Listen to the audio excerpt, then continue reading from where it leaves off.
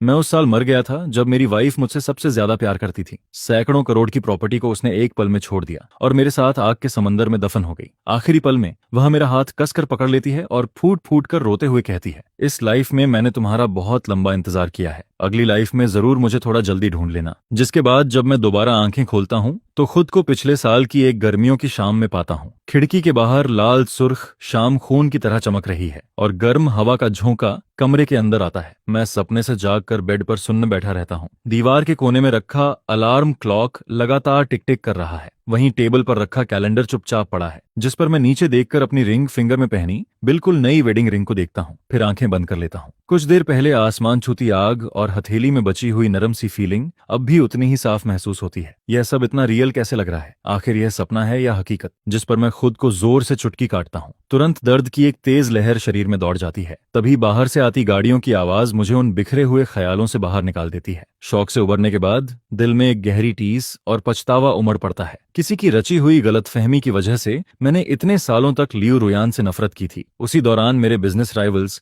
हर तरह के तरीके इस्तेमाल करके उसे दबाते रहते हैं, जिससे वह घुटन भरी जिंदगी जीने पर मजबूर हो जाती है। और घर पर मैं भी उसके साथ बेहद ठंडा और बेरुखा व्यवहार करता रहा, जिस पर सबसे दुखद बात यह थी कि लियू रुयान के माता पिता बहुत पहले ही गुजर चुके थे। उसके पास कोई अपना भी नहीं बचा था। वह पूरी आधी जिंदगी अकेले ही अपने माता पिता की छोड़ी हुई कंपनी को संभालती रही। इसके बाद बहुत समय बीतने पर जब वह गलतफहमी दूर हुई, तब जाकर हमें सिर्फ 6 महीने की खुशियां नसीब हुईं। यहाँ तक कि हमारा एक बच्चा भी होने वाला था। लियू रुयान उस बच्चे को अपनी जान से भी ज्यादा संभाल कर रखती थी। तभी बटरमा लियू कमरे में आती है और मुझसे पूछती है, सर फूल पहुंच चुके हैं, क्या आप निकलने की तैयारी कर चुके हैं? जिस पर मैं हैरानी से पूछता हूँ, फूल? इस समय मेरा दिमाग अभी भी पूरी तरह उलझा हुआ था। माँ लियू फिर कहती है, क्या आप मिस मुकिकी से मिलने नहीं जाने वाले थे? मुकिकी का नाम सुनते ही मैं अचानक सन्न रह जाता हूँ, जैसे उलझे हुए धागों में अचानक एक सिरा मिल गया हो। आज वही दिन था। मुकिकी मेरी बचपन की दोस्त थी और एक बेहद टैलेंटेड एक्ट्रेस भी। लेकिन अफसोस,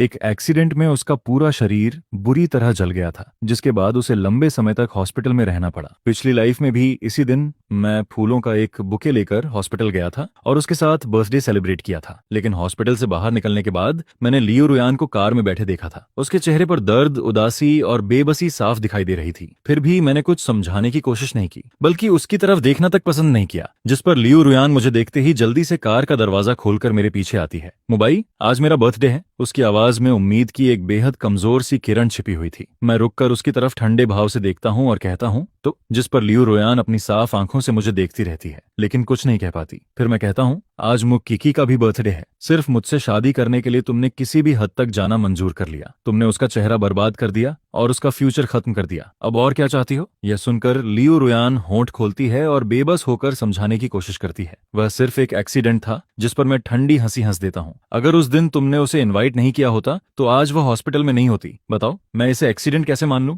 लियू रुयान काफी देर तक चुप रहती है, फिर आखिरकार सिर्फ एक शब्द कहती है, सॉरी। और उसी दिन से मेरे और लियू रुयान के रिश्ते लगातार बिगड़ते चले गए। हमारे बीच एक लंबी कोल्ड वॉर शुरू हो गई, जो दर्द और कड़वाहट से भरी हुई थी। लेकिन बहुत बाद में मुझे पता चला कि वह एक्सीडेंट, जिसे लियू रुयान भी एक हादसा ही समझती थी, असल में किसी और की साजिश थी। किसी ने जानबूझकर हम दोनों को अलग करने के लिए ये सब प्लान किया था। जिस पर मैं अचानक होश में आता हूँ, जल्दी से जैकेट पहनता हूँ और कार में बैठ जाता हूँ, क्योंकि मुझे एहसास हो चुका था कि यह 5 साल पहले का समय है और अभी भी सब कुछ बदलने का मौका बाकी है। ड्राइवर कार को ट्रैफिक में आगे बढ़ाता है। हॉस्पिटल जाने वाली सड़क पूरी तरह जाम थी, जिस पर वह कहता है, सर क्यों ना आप मिस म्यू को कॉल करके थोड़ा इंतजार करने के लिए कह दें। मैं खिड़की के बाहर बदलती हुई ट्रैफिक लाइट्स को देखता हूँ और अचानक अपना फैसला बदल देता हूँ। हॉस्पिटल नहीं, कंपनी चलो। सच कहूँ तो लियू रुयान की कंपनी के बारे में मुझे ज्यादा कुछ पता नहीं था। जवान उम्र में उससे नफरत करने की वजह से मैं कभी वहां गया ही नहीं, जिसकी वजह से इस समय ऑफिस बिल्डिंग के नीचे खड़े होकर मैं खुद भी थोड़ा कंफ्यूज था। आखिर उसकी ऑफिस बिल्डिंग कौन सी है? आसपास से गुजरने वाले लोग मुझे उत्सुकता से देख रहे थे। आखिर मैं एक बड़ा सा बुके पकड़े, साफ सुथरे कपड़ों में किसी कॉलेज स्टूडेंट की तरह दिख रहा था, जो कन्फेशन करने आया हो। जिस पर मैं झेंपते हुए फोन निकालता हूँ और लियू रुयान का कॉन्टैक्ट खोलता हूँ। उसका नाम पूरा का पूरा सेफ था, यहाँ तक कि वह मेरी इमरजेंसी कॉन्टैक्ट तक नहीं थी। फिर मैं कॉल बटन दबा देता हूँ। मुझे लगा था कि काफी देर तक इंतजार करना पड़ेगा, लेकिन सिर्फ 2 रिंग के बाद ही दूसरी तरफ से कॉल उठ जाती है। फोन के अंदर से उसकी जानी पहचानी आवाज सुनाई देती है। कोई काम था? उसकी आवाज दोबारा सुनते ही मेरी आंखें भर आती हैं और मेरी आवाज भी अनजाने में भारी हो जाती है। लियू रुयान, तुम्हारा ऑफिस कहाँ है? मुझे नहीं मिल रहा। दूसरी तरफ शायद मीटिंग चल रही थी। जिस पर वह कुछ पल के लिए रुकती है और फिर कहती है, मीटिंग खत्म होने के बाद मैं नीचे आ रही हूँ। कुछ मिनट बाद लियू रुयान बिल्डिंग से बाहर निकलती है। उसकी लंबी और खूबसूरत परछाई धूप में फैल जाती है। वह हमेशा की तरह एलिगेंट, कोल्ड और बेहद खूबसूरत लग रही थी। वह मुझे देखकर पूछती है, तुम यहाँ क्यों आए हो? जिस पर मैं जल्दी से बुके उसकी बाहों में थमा देता हूँ और धीरे से कहता हूँ, हैप्पी बर्थडे। लियू रुयान कुछ नहीं कहती। हम दोनों के बीच एक अजीब सी खामोशी फैल जाती है। मैं चुपके से उसकी तरफ देखता हूँ और नोटिस करता हूँ कि वह फूलों को देख रही है, लेकिन उसके चेहरे पर खुशी का कोई निशान नहीं है। फिर वह कड़वी मुस्कान के साथ कहती है, मोबाई, ये फूल उसके लिए थे ना? मैं एक पल के लिए सन्न रह जाता हूँ। फिर मेरी नजर बुके पर जाती है और मेरा दिल धक से रह जाता है। बुरा हो गया, ब्लू रोज बुके, जिसका मतलब होता है मैं तुम्हें पूरा आसमान और पूरा समंदर देना चाहता हूँ। और मोपकिकी की सबसे पसंदीदा चीज भी आसमान और समंदर ही थे। अभी अभी वापस लौटने के कारण मेरी यादें बेहद उलझी हुई थीं। मैं सिर्फ लियू रुयान को ढूंढने की जल्दी में था और इस छोटी लेकिन अहम बात को पूरी तरह भूल गया। जिस पर लियू रुयान ठंडी आवाज में कहती है, बर्थडे गिफ्ट के लिए थैंक्स। उसकी आवाज लगभग बर्फ जैसी सख्त थी। फिर वह कहती है, देर हो रही है, ड्राइवर तुम्हें घर छोड़ देगा। इतना कहकर वह मुड़कर जाने लगती है, लेकिन मैं तुरंत उसका हाथ पकड़ लेता हूँ। रुको। लियू रुयान भी शायद इस हरकत की उम्मीद नहीं कर रही थी। उसका संतुलन बिगड़ जाता है और वह सीधे मेरी बाहों में गिर जाती है। उसका नरम शरीर और हल्की सी खुशबू मेरे बेहद करीब आ जाती है, जिस पर वह जल्दी से खुद को संभाल कर अलग होती है। फिर मेरी उंगली में पहनी वेडिंग रिंग को घूरती रहती है। काफी देर तक चुप रहने के बाद भी मैं दांत भींच कर कहता हूँ, लियू रुयान, मैं घर नहीं जाऊंगा। उसके चेहरे पर मुश्किल भरे भाव उभर आते हैं। मोबाई, इस बार तुम मुझे किस तरह तकलीफ देने वाले हो? उसका यह सवाल सुनकर मैं जवाब नहीं दे पाता, क्योंकि मेरी यादों में इस समय हमारी शादी को ज्यादा वक्त नहीं हुआ था और मैं अभी भी उससे नाराज था। हमारे बीच होने वाले लगभग हर झगड़े की शुरुआत मेरी तरफ से होती थी। मैं जानबूझकर सबसे ज्यादा चुभने वाली बातें कहता था, यहाँ तक कि त्योहारों और खास दिनों पर दिए गए गिफ्ट्स भी उसके दिल में और गहरे घाव करने के लिए होते थे। मैं बेशर्मी से उसके पीछे पीछे चलता रहता हूँ। तो फिर ऑनलाइन फूड ऑर्डर कर लेते हैं, मैं तुम्हारे लिए एक लॉन्ग लाइफ नूडल्स मंगवाता हूँ। जिस पर लियू रुयान कुछ नहीं कहती। वह मेरी तरफ देखना तक जरूरी नहीं समझती, लेकिन वह बुके अब भी अपने हाथों में कसकर पकड़े रहती है। रास्ते में जब हम डस्टबिन के पास से गुजरते हैं तो मुझे लगता है कि वह बिना सोचे समझे उस बुके को सीधे उसमें फेंक देगी, लेकिन वह ऐसा नहीं करती। मैं उसके पीछे पीछे चलते हुए उसके ऑफिस तक पहुंच जाता हूँ, जिस पर मेरी नजर डेस्क पर रखे एक ठंडे पड़ चुके लंच बॉक्स पर जाती है। वह अब तक खुला भी नहीं था। यह देखकर मेरा दिल अचानक कसकर दर्द करने लगता है। मैं तुरंत फोन निकालता हूँ और उसके लिए लॉन्ग लाइफ नूडल्स ऑर्डर कर देता हूँ। हल्का सूप, कम नमक, बिना स्प्रिंग ऑनियन के, साथ में टोमेटो बीफ स्ट्यू और कुछ वेजिटेरियन डिशेस भी मंगवाता हूँ। और सारी डिशेस बिना मिर्च वाली थीं। पहले लियू रुयान हमेशा मेरी पसंद के हिसाब से खाना खाती थी। हर बार स्ट्रॉन्ग फ्लेवर वाला खाना ऑर्डर करती थी, लेकिन बाद में मुझे पता चला कि उसका स्टमक बिल्कुल ठीक नहीं था। ज्यादा तीखा, ज्यादा तेल वाला या ज्यादा नमकीन खाना उसके लिए अच्छा नहीं था। ऑर्डर करने के बाद मैं सोफा पर बैठ जाता हूँ, लेकिन समझ नहीं आता कि उससे क्या बात करूं। ऐसा लग रहा था जैसे जो भी कहूंगा सब गलत होगा। उधर लियू रुयान बुके का रैपिंग पेपर निकाल रही थी। शायद वह उन्हें वेस्ट में सजाना चाहती थी, लेकिन उन ब्लू रोजेस को देखते ही मेरे अंदर गुस्सा उमड़ पड़ता है, जिस पर मैं बिना सोचे आगे बढ़ता हूँ। बुके उसके हाथ से छीन लेता हूँ और सीधे डस्टबिन में फेंक देता हूँ। लियू रुयान हैरानी से मुझे देखती रह जाती है। गुलाब के कांटे से उसके अंगूठे में हल्की चोट लग गई थी और वहां से खून की एक बूंद निकल रही थी। वह थकी हुई सांस लेकर कहती है, मुबाई, क्या तुम्हारा ड्रामा खत्म हुआ? मैं भीतर का गुस्सा दबाने की कोशिश करता हूँ। आखिर यह लड़की कभी नाराज क्यों नहीं होती? ऐसा लगता है जैसे मिट्टी की बनी हो। फेंक दो इसे, मुझे पसंद नहीं है। मैं तुम्हारे लिए दूसरा बुके खरीदूंगा। जिस पर लियू रुयान टिश्यू निकालकर घाव पर दबाती है और आंखें झुकाकर बेबस आवाज में कहती है, छोड़ो, मैं ध्यान नहीं दूंगी। फिर मैं डस्टबिन से काला ट्रैश बैग उठाता हूँ और कहता हूँ, तुम यहीं रुको। इसके बाद मैं जल्दी से ऑफिस से बाहर निकल जाता हूँ। गर्मियों की शाम में सड़क किनारे कई फ्लावर वेंडर्स अपने ठेले लगाए खड़े थे। हालांकि उनकी फ्लावर्स क्वालिटी फ्लावर शॉप जितनी अच्छी नहीं थी, लेकिन इस समय मुझे उसकी परवाह नहीं थी। मैं एक एक स्टॉल पर जाता हूँ और वहां मौजूद सारी रेड रोजेस खरीद लेता हूँ। फिर साधारण से रैपिंग पेपर में उन्हें बांधकर एक बड़ा बुके तैयार करवाता हूँ। उसी समय फूड डिलीवरी भी पहुंच जाती है, जिस पर मैं एक हाथ में बुके और दूसरे हाथ में फूड बैग्स लेकर सीधे 19वीं मंजिल की तरफ बढ़ जाता हूँ। इस बार ऑफिस पहले से कहीं ज्यादा शांत था। लगता है ओवर टाइम करने वाले कर्मचारी भी जा चुके थे। पूरी फ्लोर में सिर्फ लियू रुयान के ऑफिस की लाइट जल रही थी। मैं धीरे धीरे दरवाजे तक पहुंचता हूँ और उसे खोलकर अंदर चला जाता हूँ। वह फ्लोर टू सीलिंग विंडो के सामने खड़ी थी। उसकी पीठ मेरी तरफ थी। उसकी वह अकेली परछाई देखकर मेरा दिल भर आता है। वह किसी ऐसे स्ट्रे कैट की तरह लग रही थी जिसे दुनिया ने छोड़ दिया हो। तभी मेरे हाथ में पकड़े बुके और फूड बैग्स दरवाजे से टकरा जाते हैं। धड़ाम, तेज आवाज पूरे कमरे में गूंज जाती है, जिस पर लियू रुयान का शरीर अचानक सख्त हो जाता है। वह तुरंत पलटकर देखती है और मुझे देखकर उसकी आंखें फैल जाती हैं। शायद उसे उम्मीद नहीं थी कि मैं वापस आऊंगा। कुछ सेकंड की हैरानी के बाद वह तेजी से मेरी तरफ आती है और बुके संभाल लेती है। मैं राहत की सांस छोड़ता हूँ। माथे पर पसीना था, लेकिन फिर भी मुस्कुराकर कहता हूँ, यह तुम्हारे लिए है। मैंने सड़क की सारी रेड रोजेस खरीद ली हैं, जिस पर उसके खूबसूरत चेहरे पर उलझन साफ दिखाई देती है। लगता है वर्तमान वाली लियो रुयान अब भी मेरी इस बदली हुई हरकत की आदी नहीं हुई थी। शायद उसे अभी भी मेरी डांट और तानों की ज्यादा आदत थी। जब मैंने देखा कि वह फिर से वही ठंडा लंच बॉक्स खाने वाली है तो मैं अचानक आवाज लगाता हूँ, आह, जिस पर लियो रुयान तुरंत मेरी तरफ देखती है और उसी पल मैं उसकी आंखों में चमक कर गुजरी चिंता को पकड़ लेता हूँ। मैं सोफा पर पीछे टिक जाता हूँ और थोड़ा चिढ़कर कहता हूँ, क्या तुम खुद का ख्याल नहीं रख सकती? इतना बड़ा बीफ पीस पड़ा है, दिखाई नहीं देता? सब्जियां भी नहीं खाती, इतनी बड़ी हो गई हो और अब भी चूसी ईटर बनी हुई हो, और ये नूडल्स खाओ, क्या मैं इन्हें सिर्फ सजावट के लिए लाया हूँ? इसके बाद पूरे आधे घंटे तक ऑफिस में मेरी लगातार चलती हुई बकबक गूंजती रहती है। ये भी खाओ, वह भी खत्म करो, इतना कम क्यों खा रही हो? वेजिटेबल्स खत्म करो, सूप भी पी लो। मेरे लगातार तंग करने के बाद आखिरकार वह गर्मा गर्म नूडल्स का पूरा बाउल खत्म कर देती है। मुझे डर था कि वह अभी भी भूखी होगी, जिस पर मैं 2 छोटे रोल भी उसके सामने रख देता हूँ और अपना एक टार्ट भी उसे दे देता हूँ। मैं इतना बोल चुका था कि मेरा गला तक सूख गया। तभी अचानक मेरे सामने एक ग्लास वाटर आकर रुकता है। मैं सिर उठाकर देखता हूँ, लियो रुयान मुझे चुपचाप देख रही थी। पहले पानी पी लो, फिर डांटना। यह सुनकर मैं हल्का सा मुस्कुरा देता हूँ। इस समय उसके चेहरे के भाव पहले से काफी नरम हो चुके थे। हालांकि उसकी आंखें अब भी शांत थीं, लेकिन उनमें पहले जैसी ठंडी सावधानी नहीं बची थी। मैं उसे गले लगाने की इच्छा को बड़ी मुश्किल से रोकता हूँ, फिर धीरे से कहता हूँ, लियो रुयान, आगे से हम दोनों अच्छे से रहेंगे, ठीक है? यह सुनकर वह कुछ पल के लिए चुप हो जाती है। उसकी आंखें गहरी हो जाती हैं, लेकिन वह मेरे सवाल का जवाब नहीं देती, बस चुपचाप बोल और चॉपस्टिक समेटने लगती है। कुछ देर बाद वह कहती है, जैकेट पहन लो। मैं ड्राइवर से कहती हूँ कि वह तुम्हें घर छोड़ दे, जिस पर मैं तुरंत बोल पड़ता हूँ, लेकिन मैं तो अभी आया हूँ, मैं थोड़ा और रुकना चाहता था। लेकिन वह जल्दी से दरवाजा खोलकर बाहर निकल जाती है, जैसे किसी चीज से भाग रही हो। असल में थोड़ा सा कचरा फेंकने के लिए किसी सीईओ को खुद जाने की जरूरत नहीं थी, जिस पर मैं मन ही मन निराश हो जाता हूँ। झूठ नहीं बोलूंगा, एक बार रीबर्थ लेने के बाद भी इस औरत को मनाना इतना मुश्किल होगा, मैंने कभी नहीं सोचा था। मैं सोफा पर बैठकर अगली स्ट्रैटेजी के बारे में सोचने लगता हूँ। सीधे जाकर हक करूं या पहले दिल की बात बताऊं और फिर हक करूं? इसी बीच अचानक फोन रिंग बज उठती है, जिस पर मेरे विचार बीच में ही टूट जाते हैं। मैं बिना ज्यादा ध्यान दिए कॉल रिसीव कर लेता हूँ। दूसरी तरफ से एक आवाज सुनाई देती है, एक ऐसी आवाज जिसे सुने बहुत समय हो चुका था, लेकिन जो अब भी बेहद परिचित थी। ब्रदर मू, आप कहाँ हैं? मेरे अंदर की सारी खुशी अचानक गायब हो जाती है। तभी मुझे याद आता है, अब भी एक इंसान बाकी है। तुम हो? मेरी आवाज में पहले जैसी गर्मजोशी बिल्कुल नहीं थी। दूसरी तरफ मुंह क्योंकि नरम आवाज में कहती है, मैं आपका बहुत देर से इंतजार कर रही हूँ। आपने कहा था ना कि आज बर्थडे मेरे साथ मनाएंगे, जिस पर पिछली लाइफ की सारी यादें मेरे दिमाग में वापस आने लगती हैं। मेरी उंगलियां धीरे धीरे मुट्ठी में बदल जाती हैं, इतनी कसकर कि उंगलियों के जोड़ सफेद पड़ जाते हैं। मैं अचानक पूछता हूँ, मुखी की, हम बचपन से साथ बड़े हुए हैं ना? वह मेरी भावनाओं में बदलाव महसूस कर लेती है। ब्रदर मू, हम फैमिली हैं, फैमिली। मैं इन 2 शब्दों को दोहराता हूँ, फिर अचानक पूछ बैठता हूँ, क्या तुम्हारे पास मुझसे कहने के लिए कुछ नहीं है?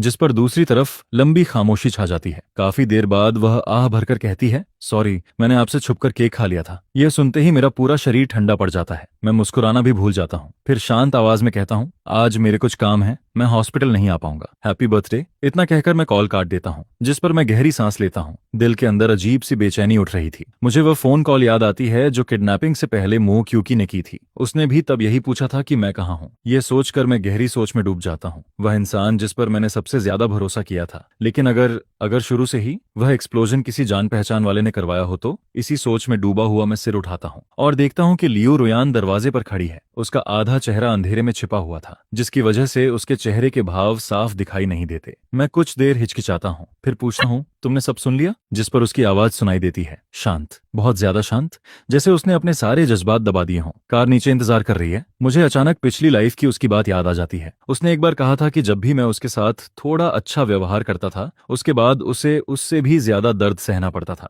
जिसकी वजह से उसने कभी किसी उम्मीद को अपने दिल में जगह देना ही छोड़ दिया था। और वह तो पहले ही अपने मन को तैयार कर चुकी थी कि मैं किसी भी वक्त उसे छोड़कर चला जाऊंगा। जिस पर अब उसकी कही हुई ये बातें मेरे दिल में सीधे चाकू की तरह उतर जाती हैं। इतना दर्द होता है कि सांस लेना तक मुश्किल लगने लगता है। पिछली लाइफ में इसी दिन जब मैं घर पर नहीं था, तो उसके बर्थडे डिनर में सिर्फ एक ठंडा पड़ा लंच बॉक्स था। कोई भी उसे बर्थडे विश तक नहीं करता। इसी वजह से वह हॉस्पिटल के बाहर मेरा इंतजार करने गई थी। लियो रुयान बस मुझसे एक हैप्पी बर्थडे सुनना चाहती थी, लेकिन मैंने उसे उल्टा कह दिया था कि मेरे मामलों में दखल मत दो और जितना हो सके मुझसे दूर रहो। अब जब मुझे यह सच्चाई पता चलती है तो पछतावा मेरे सीने पर पहाड़ बनकर टूट पड़ता है, जिस पर वह नजरें फेर लेती है और धीरे से कहती है, सॉरी, मैंने ज्यादा बोल दिया। इसके बाद वह खुद को संभालते हुए कहती है, रात हो रही है, अगर तुम्हें हॉस्पिटल जाना है तो जल्दी जाओ। मैं अचानक उसका हाथ पकड़ लेता हूँ और बिना उसे मौका दिए अपनी उंगलियां उसकी उंगलियों में फंसा देता हूँ, जिस पर उसका पूरा शरीर एकदम सख्त हो जाता है। लेकिन हैरानी की बात यह थी कि वह हाथ नहीं छुड़ाती, बस भारी आवाज में पूछती है, मुबाई, तुम क्या करना चाहते हो? क्या तुम्हें लगता है कि मैं अभी भी कम शर्मिंदा हुई हूँ? मैं उसकी पतली कमर को अपनी बाहों में भर लेता हूँ और बेहद दृढ़ आवाज में कहता हूँ, वाइफ हिलना मत। ये कुछ शब्द जैसे किसी जादुई सील की तरह काम करते हैं और वह पूरी तरह शांत हो जाती है, जिस पर मैं झुककर उसके ठंडे होंठों को किस करता हूँ।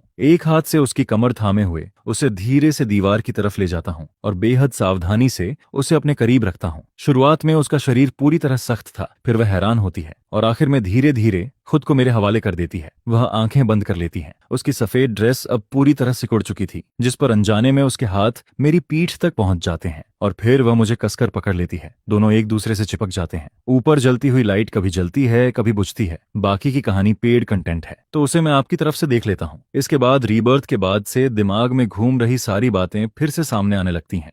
जिस किडनैपर ने मुझे अगवा किया था, उसका कभी लियू रुयान से संपर्क रहा था। वह एक ऐसा बॉस था जिसकी कंपनी दिवालिया हो चुकी थी। वहीं मुक्यूकी के साथ हुआ एक्सीडेंट भी कोई हादसा नहीं था। असल में यह सब मेरे सेकंड अंकल की साजिश थी। उसने जानबूझकर मुझे और लियू रुयान को अलग करने के लिए यह सब प्लान किया था। ये सारी बातें मुझे पिछली लाइफ के आखिरी साल में पता चली थीं, लेकिन एक बात आज तक समझ नहीं आई। मेरी लोकेशन हमेशा सीक्रेट रहती थी, फिर किडनैपर्स को मेरे बारे में इतनी सटीक जानकारी कैसे मिली? जिस पर मेरे दिमाग में सिर्फ एक ही जवाब आता है, मुक्यूकी का वह फोन कॉल और मौत से पहले उसकी कही हुई बातें। मुझे याद आता है कि लियू रुयान ने एक बार कहा था, थैंक्स मुक्यूकी, अगर वह नहीं होती तो शायद मैं तुम्हें ढूंढ ही नहीं पाती। कहते हैं जो इंसान किसी घटना के बीच में होता है वह सबसे कम समझ पाता है, लेकिन अब पीछे मुड़कर देखने पर मुझे लगने लगता है कि जिस बचपन की दोस्त पर मैंने सबसे ज्यादा भरोसा किया था, उस मुक्यूकी ने आखिर इस पूरी घटना में क्या रोल निभाया था। पिछली रात मैं ठीक से सो नहीं पाया था, ऊपर से मानसिक थकान भी बहुत थी, जिसकी वजह से अगली सुबह सिर भारी लग रहा था और मैं दोपहर तक सोता रह गया। शायद लियू रुयान पहले ही समझ गई थी कि मैं भूख लगने पर जागूंगा, इसीलिए लंच पहले से ही टेबल पर सजा हुआ रखा था। पूरा घर बेहद साफ सुथरा था, हर चीज अपनी जगह पर रखी हुई थी। मैं जल्दी से फ्रेश होकर खाना खाता हूँ और फिर लियू रुयान के स्टडी रूम की तरफ चला जाता हूँ। उसका कंप्यूटर अभी भी वीडियो मीटिंग पर चल रहा था। शाम की हल्की धूप फ्लोर टू सीलिंग विंडो से होकर अंदर आ रही थी और उसकी ठंडी, खूबसूरत और रॉयल सी दिखने वाली शक्ल पर पड़ रही थी, जिससे उसके चेहरे की सख्ती काफी नरम दिखाई दे रही थी। उसे देखते ही मेरा दिल एक बार फिर तेजी से धड़कने लगता है। सच में जितना ज्यादा देखो उतनी ज्यादा खूबसूरत लगती है। लियू रुयान की ऑब्जर्वेशन स्किल हमेशा से बहुत तेज रही थी, जिस पर जैसे ही मैं दरवाजा खोलता हूँ वह तुरंत मेरी तरफ देख लेती है। लेकिन मुझे इस तरह तैयार देखकर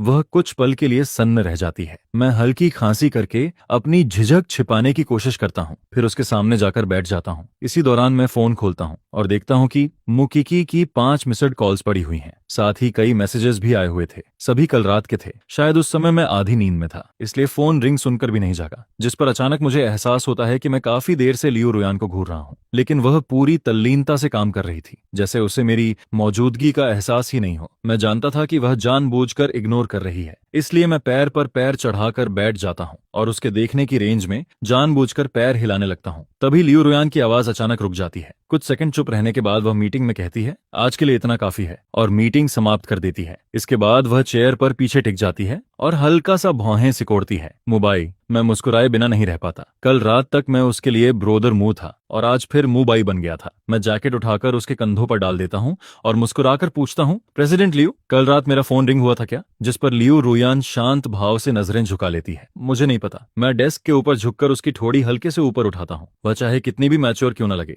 मेरी नजरों में वह अभी भी एक यंग गर्ल ही थी। जिस पर वह धीरे से कहती है, मुबाई, अभी वर्किंग आवर्स हैं। अगर उसकी सांसें थोड़ी बिखरी हुई ना होती तो मैं सच में सोच लेता कि उसे किसी भी चीज से फर्क नहीं पड़ता। मैं उसके होंठों पर हल्का किस करता हूँ और मुस्कुराकर पूछता हूँ, और चाहिए? वह कुछ देर चुप रहती है, फिर ईमानदारी से जवाब देती है, चाहिए। जिस पर मैं फिर एक किस दे देता हूँ। मैं बगल वाले कमरे में इंतजार करता हूँ। काम खत्म होने के बाद साथ घर चलेंगे। अपने कमरे में लौटने के बाद मुझे फिर मुक्यूकी का कॉल आता है। ब्रदर मो। दूसरी तरफ उसकी आवाज बेहद भारी थी, लग रहा था जैसे वह पूरी रात सोई न हो। मैं थोड़ा हैरान होकर पूछता हूँ, क्या हुआ? जिस पर वह धीमी आवाज में कहती है, मैंने कमबैक छोड़ दिया है। अगर मैं कभी रिकवर नहीं हुई तो मैं बाकी की जिंदगी शांति से जीना चाहती हूँ। मैं भौहें सिकोड़ लेता हूँ और ठंडी आवाज में जवाब देता हूँ, हम दोनों के बीच बहुत पहले ही सब खत्म हो चुका है और मैं अब शादीशुदा हूँ। यह सुनकर वह तुरंत पूछती है, तो मेरा क्या? फिर वह दुखी आवाज में कहती है, हमारे वादों का क्या? क्या इसलिए क्योंकि मेरा चेहरा खराब हो गया है अब तुम मुझे पसंद नहीं करते? मैं कुछ पल चुप रह जाता हूँ, फिर धीरे से कहता हूँ, उस वक्त तुमने कहा था कि ब्रेकअप ही सही फैसला है। नई कंपनी तुम्हें सपोर्ट कर रही थी, इसलिए तुम्हारा करियर आगे बढ़ सकता था। लेकिन मुक्यूकी अब भी हार मानने को तैयार नहीं थी। उसकी आवाज नरम पड़ जाती है, लेकिन ब्रदर मो, आपने कहा था कि आप मेरा इंतजार करेंगे। जिस पर मैं लंबी सांस लेकर पूछता हूँ,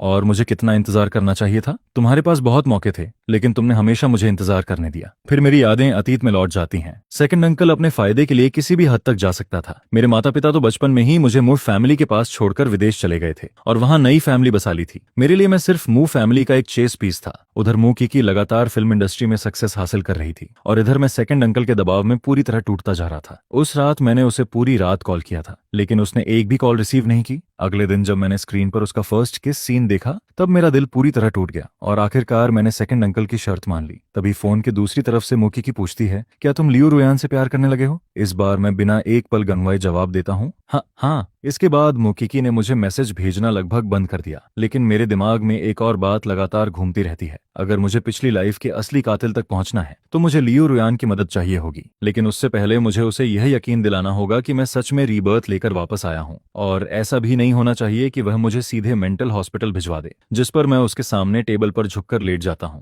और बड़े जोश के साथ एक रीबर्थ नॉवेल की कहानी सुनाने लगता हूं। यह इस महीने की तीसरी रीबर्थ नॉवेल थी जो मैं उसे पढ़कर सुना रहा था। लियो रुयान बड़ी ध्यान से मेरी बात सुन रही थी, जिस पर वह अचानक कहती है, अगर तुम्हें यह स्टोरी पसंद है तो मैं इसमें इन्वेस्टमेंट करके इसे ड्रामा सीरीज में अडैप्ट करवा सकती हूँ। मैं तुरंत सिर हिलाकर कहता हूँ, मुद्दा ये नहीं है कि मुझे पसंद है या नहीं, मुद्दा यह है कि तुम्हें पसंद है या नहीं। जिस पर वह मेरी तरफ देखती है, फिर मेरी शर्ट पर नजर डालती है जो अब तक काफी सिकुड़ चुकी थी और हल्की सी सांस छोड़कर कहती है, तुम्हें जो पसंद है वही मुझे भी पसंद है। हाल के दिनों में मेरा और लियो रुयान का रिश्ता पहले से काफी बेहतर हो चुका था। वह मुझे बहुत ज्यादा पैम्पर करती थी, लगभग मेरी हर बात मान लेती थी, लेकिन फिर भी हमारे बीच कोई अदृश्य दीवार मौजूद थी जो पूरी तरह टूट नहीं रही थी, जिस पर मैं चेयर खिसकाकर उसके और करीब आ जाता हूँ, फिर गंभीर चेहरे के साथ उसके सामने बैठ जाता हूँ। लियो रुयान, मुझे लगता है अब समय आ गया है कि मैं तुम्हें सच बता दूं। यह सुनकर वह चॉपस्टिक्स नीचे रख देती है और पूरी गंभीरता से मेरी तरफ देखने लगती है। मैं बेहद गंभीर चेहरे के साथ कहता हूँ, असल में मैं भी रीबर्थ लेकर वापस आया हूँ।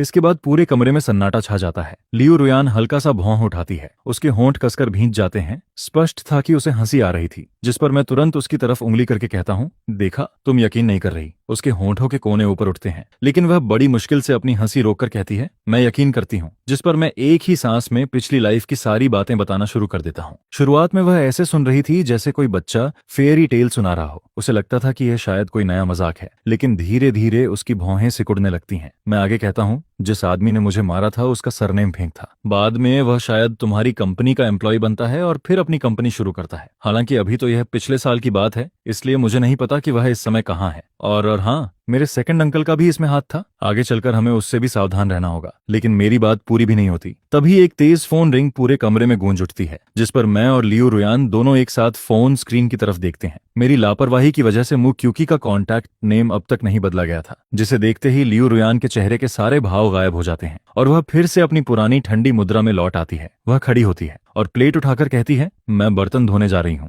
वही एहसास फिर लौट आता है, जैसे वह मुझसे बच रही हो या फिर किसी चीज से डर रही हो। मैं दांत भींचता हूँ, फोन उठाता हूँ और उसके पीछे पीछे किचन में चला जाता हूँ। वह मेरी तरफ पीठ करके सिंक के सामने खड़ी थी। पानी की धार लगातार बह रही थी, जिस पर मैं बिना कुछ कहे स्पीकर ऑन कर देता हूँ। अगले ही पल मूचिकी की आवाज फोन से सुनाई देती है, ब्रदर मू, शायद यह आखिरी बार है जब मैं आपको कॉल कर रही हूँ। उसकी आवाज के साथ तेज हवा की आवाज भी आ रही थी, जिससे मेरा दिल अचानक धड़क उठता है। वह धीमी आवाज में कहती है, स्कूल बिल्डिंग की रूफ पर हूँ ब्रदर मू। आपको याद है जिस दिन मेरे पेरेंट्स मुझे छोड़कर चले गए थे? आपने कहा था कि मू, फैमिली में भी कोई आपको सच्चे दिल से नहीं चाहता और आपने मुझे रोका था। उसकी आवाज में गहरा अफसोस था। लेकिन अब आपको मेरी जरूरत नहीं रही, मुझे जीने की कोई वजह नहीं मिल रही। जिस पर मेरा सिर झंझना उठता है, क्योंकि तुम कोई बेवकूफी मत करना। मैं जल्दी जल्दी कपड़े पहनते हुए कहता हूँ, वहीं रुको, मैं अभी आता हूँ। इसके बाद मैं कॉल काट देता हूँ। लेकिन जैसे ही पीछे मुड़ता हूँ, मैं देखता हूँ कि लियो रुयान अब भी सिंक के पास खड़ी थी। उसकी पीठ मेरी तरफ थी। पानी की आवाज लगातार गूंज रही थी, जैसे उसने कुछ सुना ही न हो। मैं बेचैनी में उसके पास पहुंचता हूँ। अरे, तुम अभी तक तैयार नहीं हुई? जल्दी कपड़े बदलो। मैं उसका हाथ पकड़कर खींच लेता हूँ, जिस पर वह हल्का सा लड़खड़ा जाती है और बड़ी बड़ी आंखों से मुझे देखने लगती है। तैयार हो जाओ, मेरा अकेले जाना ठीक नहीं लगेगा। आखिर मेरी वाइफ भी तो है। इसके बाद मैं फोन निकालकर झुंझलाहट में कहता हूँ, मैं पुलिस को कॉल कर रहा हूँ। यह मुकीकी बिना, स्टूडेंट्स की इवनिंग स्टडी अभी खत्म भी नहीं हुई। अगर वह इतने लोगों के सामने जंप कर गई तो क्या होगा? कुछ देर बाद लियो रुयान पूरी तरह तैयार होकर दरवाजे पर आ जाती है, जिस पर मैं हैरान होकर कहता हूँ, वाह, तुम तो बहुत जल्दी तैयार हो गई। उधर पुलिस पहले ही मौके पर पहुंच चुकी थी। उन्होंने मुझे कहा कि फिलहाल मुक्यूकी को दोबारा कॉल न करूं। उसे उम्मीद का एक धागा पकड़े रहने देना ज्यादा जरूरी था, ताकि वह कोई खतरनाक कदम न उठाए। इस दौरान स्कूल से स्टूडेंट्स को भी धीरे धीरे बाहर निकाला जा सकता था, जिस पर हम लोग तुरंत मौके की तरफ निकल पड़ते हैं। रूफ पर हवा बहुत तेज चल रही थी। चारों तरफ अजीब सी खामोशी थी। पुलिस मुख्य से लगभग 5 मीटर दूर खड़ी थी। कोई भी उसके ज्यादा करीब जाने की हिम्मत नहीं कर रहा था। जिस पर पुलिस मुझे रूफ पर ले जाती है। एक ऑफिसर धीरे से कहता है, मिस्टर मू, वो सिर्फ आपसे मिलना चाहती है, कृपया थोड़ा समय निकालिए, रेस्क्यू टीम रास्ते में है। मैं एक बार लियो रुयान की तरफ देखता हूँ। वह पुलिस टेप के बाहर खड़ी थी और चुपचाप मुझे देखकर सिर हिलाती है, जिस पर मैं गहरी सांस लेता हूँ और धीरे धीरे आगे बढ़ता हूँ। मुकिकी रूफ के किनारे बैठी आकृति हल्की सी हिलती है और धीरे से पीछे मुड़ती है, जिससे उसका आधा जला हुआ चेहरा दिखाई देता है। ब्रदर मू, आप आ गए। उसे देखते ही मैं कुछ पल के लिए खो जाता हूँ। मुझे एहसास होता है कि उसे देखे हुए कितना समय बीत चुका है। पिछली लाइफ में लियो रुयान के साथ गलतफहमी दूर होने के बाद हम उससे कई बार मिलने गए थे, लेकिन मू क्योंकि हमेशा हमसे दूरी बनाकर रखती थी। शायद जिस इंसान से कोई सालों तक नफरत करता रहे और फिर अचानक पता चले कि वह दोषी ही नहीं था, तो उस नफरत को छोड़ना भी आसान नहीं होता। इसके बाद लियो फैमिली पर कई दुश्मनों का दबाव बढ़ गया था और हालात इतने खराब हो गए थे कि मैं घर से बाहर तक नहीं निकल पाता था। अगर पिछली और वर्तमान दोनों लाइफ जोड़ दूं तो शायद 1 साल से भी ज्यादा समय हो गया था जब मैंने उसे आखिरी बार देखा था। मैं धीरे से कहता हूँ, मुकिकी, पहले नीचे आ जाओ, लेकिन वह मेरी बात का जवाब नहीं देती, बस लगातार मुझे देखती रहती है। फिर अचानक मुस्कुराती है। मैं हमेशा सोचती थी कि मैं बाकी लोगों से अलग हूँ, लेकिन लियो रुयान सही कहती थी, मैं बहुत एक्सट्रीम थी। शादी से पहले आपने साफ कहा था कि हम सिर्फ फैमिली रहेंगे, लेकिन मैं और ज्यादा चाहती थी। मैं बहुत लालची थी। उसकी बातें सुनकर मेरे दिमाग में पुरानी यादें लौट आती हैं, जब हम दोनों एक दूसरे का सहारा बनकर बड़े हुए थे। जब उसे गुंडे परेशान करते थे तो मैं उसकी रक्षा करता था, और जब मुझे सेकंड अंकल घर से निकाल देता था तो वही बारिश में मेरे लिए खाना लेकर आती थी और मुझे अपने घर ले जाती थी, जिस पर एक पल के लिए मेरा दिल डगमगा जाता है। क्या वह सच में मेरी मौत की जिम्मेदार हो सकती है? तभी मुकिकी मुस्कुराकर कहती है, आपने वादा किया था कि हर साल मेरा बर्थडे मनाएंगे, एक बर्थडे सॉन्ग गा दीजिए, फिर मैं नीचे आ जाऊंगी। मैं धीरे धीरे बर्थडे सॉन्ग गाना शुरू करता हूँ और जैसे जैसे मैं गाता हूँ रूफ पर बहती हवा भी मानो शांत होने लगती है।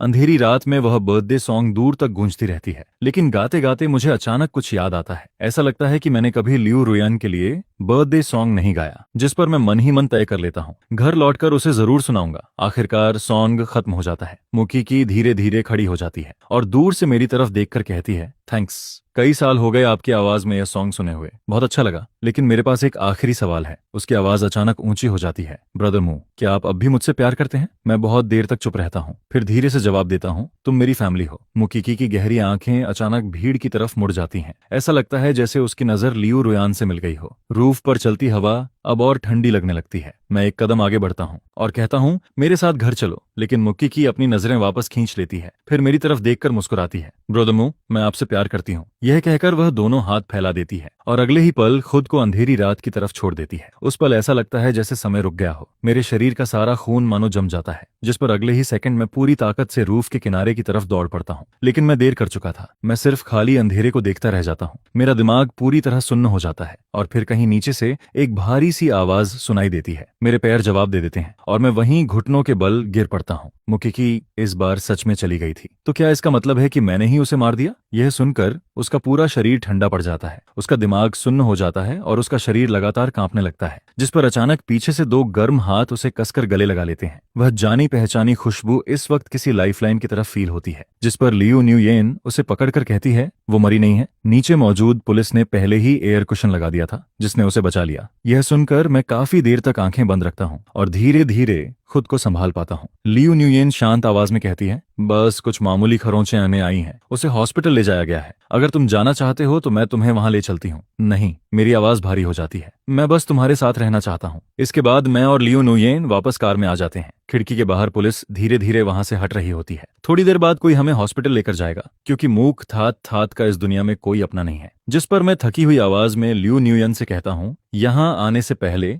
एक आखिरी बात थी जो मैं तुमसे नहीं कह पाया था। मैं उसे बताता हूँ कि मुझे शक है मूक थात थात का भी पिछले जन्म वाली घटना से कुछ न कुछ संबंध है। यह सुनकर लियो न्यूयेन गहरी सांस लेती है और पूछती है, अगर उसका कोई संबंध न हुआ तो? अगर वो सच में बेगुनाह हुई तो तुम उसे चुनोगे या मुझे? जिस पर उसके मुंह से यह सवाल सुनते ही मैं पहली बार सच में राहत की सांस लेता हूँ, क्योंकि लियो न्यूयेन हमेशा खुद को वही इंसान समझती रही है जिसे कभी नहीं चुना जाएगा। मैं गंभीरता से उसकी तरफ देखकर कहता हूँ, बेशक मैं तुम्हें चुनूंगा। तुम्हें याद है जब मूक थात थात ने एंटरटेनमेंट इंडस्ट्री में डेब्यू किया था? उस वक्त मैं उससे पहले ही ब्रेकअप कर चुका था। वह फिल्में कर रही थी, उसकी पॉपुलैरिटी लगातार बढ़ रही थी, और जब मेरी शादी तुमसे हुई तब हमारे ब्रेकअप को 1 साल से भी ज्यादा हो चुका चुका था। मैं मानता हूँ कि शुरुआत में मैं तुमसे नफरत करता था, ठीक वैसे ही जैसे सेकंड अंकल से करता था। मुझे उन लोगों से नफरत थी जो मेरी जिंदगी में बिना इजाजत घुस आते हैं। और उसी समय मूक थात थात इन्वेस्टर के साथ डिनर पर जाते वक्त एक्सीडेंट का शिकार हो गई थी, और कार तुम चला रही थी, इसलिए मैंने तुम्हें भी सेकंड अंकल जैसा ही बेरहम इंसान समझ लिया था। मैं तुमसे इसलिए नफरत नहीं करता था क्योंकि मुझे मूक थात थात से प्यार था। मैं बस ऐसे लोगों को पसंद नहीं करता जो थोड़ी सी नाराजगी में किसी की पूरी जिंदगी बर्बाद कर देते हैं। यह सुनकर लियू न्यूयेन धीरे से मेरा हाथ पकड़ लेती है। मुझे माफ कर दो, सच में गलती मेरी थी। मैंने उस वक्त ठीक से नहीं सोचा। जिस पर मैं उसके माथे को हल्के से चूमते हुए कहता हूँ, नहीं नाथ, नहीं, मैंने पहले ही कहा था कि गलती सेकंड अंकल की थी, तुम्हारी कोई गलती नहीं थी। और अगर कोई तुम्हें दोष देता है तो मैं खुद उससे हिसाब बराबर करूंगा। यह सुनकर वह कुछ देर चुप रहती है, फिर धीरे से कहती है, थैंक यू। मेरी जिंदगी में पहली बार किसी ने मेरा पक्ष लिया है, और वो इंसान तुम हो। जिस पर मुझे और भी ज्यादा अपराध बोध फील होने लगता है। फिर लियू न्यूयेन गंभीर नजरों से मुझे देखकर पूछती है, क्या तुम बता सकते हो कि तुमने मुझे पसंद करना कब शुरू किया था? अंधेरा काफी गहरा होता है, लेकिन मैं फिर भी उसकी आंखों में छिपी भावनाओं को साफ देख पा रहा होता हूँ। जिस पर मैं धीरे धीरे बोलना शुरू करता हूँ। एक बार तुम नशे में घर लौटी थी और गलती से वह स्कार्फ खराब कर दिया था जो मैंने पप्पी के लिए बुना था। आधी रात को तुम जमीन पर बैठकर उसे दोबारा ठीक करने की कोशिश कर रही थी। जब मैंने तुम्हें सोने के लिए कहा तब तुमने जवाब दिया था कि अगर पप्पी के पास स्कार्फ नहीं होगा तो उसे सर्दी लग जाएगी। उसी पल मुझे लगा कि जो इंसान एक पप्पी के ठंड लगने की इतनी फिक्र करता है वह किसी दूसरे इंसान को नुकसान नहीं पहुंचा सकता। लेकिन एक बात अभी भी थी जो मैंने उसे नहीं बताई।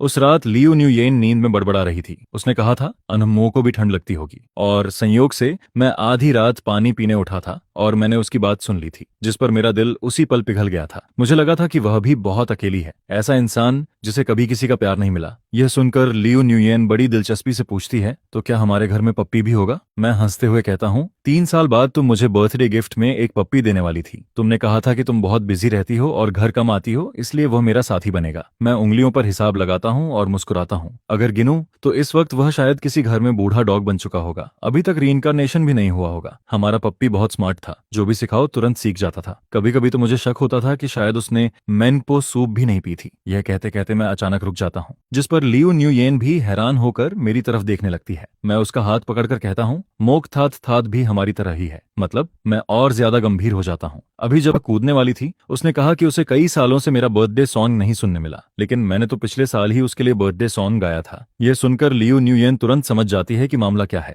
आधे घंटे बाद जब हम हॉस्पिटल पहुंचते हैं तो डॉक्टर हमें बताता है कि कोई पहले ही मूक थात थात को वहां से ले जा चुका है, और जब हम ज्यादा जानकारी मांगते हैं तो पेशेंट प्राइवेसी का बहाना बनाकर हमें कुछ भी बताने से मना कर दिया जाता है, जिस पर अब यह मानना मुश्किल हो जाता है कि मूक थात थात का इस मामले से कोई लेना देना नहीं है। वापसी के रास्ते में मैं लगातार एक ही बात सोचता रहता हूँ, तुम्हें क्या लगता है, क्या उसने जानबूझकर छलांग लगाई थी? लियू न्यूयेन हल्की सी मुस्कुराती है। ज्यादा ऊंची बिल्डिंग ना हो तो पुलिस हमेशा एयर कुशन तैयार रखती है। अगर मैं उसकी जगह होती तो 100% यकीन के साथ कूदती और बच जाती। मैं उसकी तरफ देखता रहता हूँ। तो तुम्हें क्या लगता है वह ऐसा क्यों कर रही थी? जिस पर वह हल्के से नाक सिकोड़ती है, तुम्हारी सिंपैथी जीतने के लिए, ताकि तुम उसकी तरफ झुक जाओ। यह सुनकर मैं थोड़ा चौंक जाता हूँ, क्योंकि दोनों जन्मों में यह पहली बार था जब लियू न्यूयेन इतनी खुलकर जलन दिखा रही थी। मैं गंभीरता से सिर हिलाता हूँ, जिस पर वह सूखी आवाज में कहती है, समझे, औरतों को औरतें सबसे अच्छी तरह समझती हैं। मैं खिड़की के बाहर गुजरते नजारों को देखता हूँ और गहरी सोच में डूब जाता हूँ। फिर मुझे पिछले जन्म की वह घटना याद आती है जब उसने बिना एक पल गनवाए आग के समुद्र में छलांग लगा दी थी और मुझे कसकर अपनी बाहों में भर लिया था। उस याद के साथ मेरा दिल फिर से दर्द करने लगता है। कई घंटों के सफर के बाद हम घर पहुंचते हैं। तब तक रात काफी हो चुकी होती है। आंट लियू वापस जा चुकी होती है और लिविंग रूम की लाइट भी बंद होती है।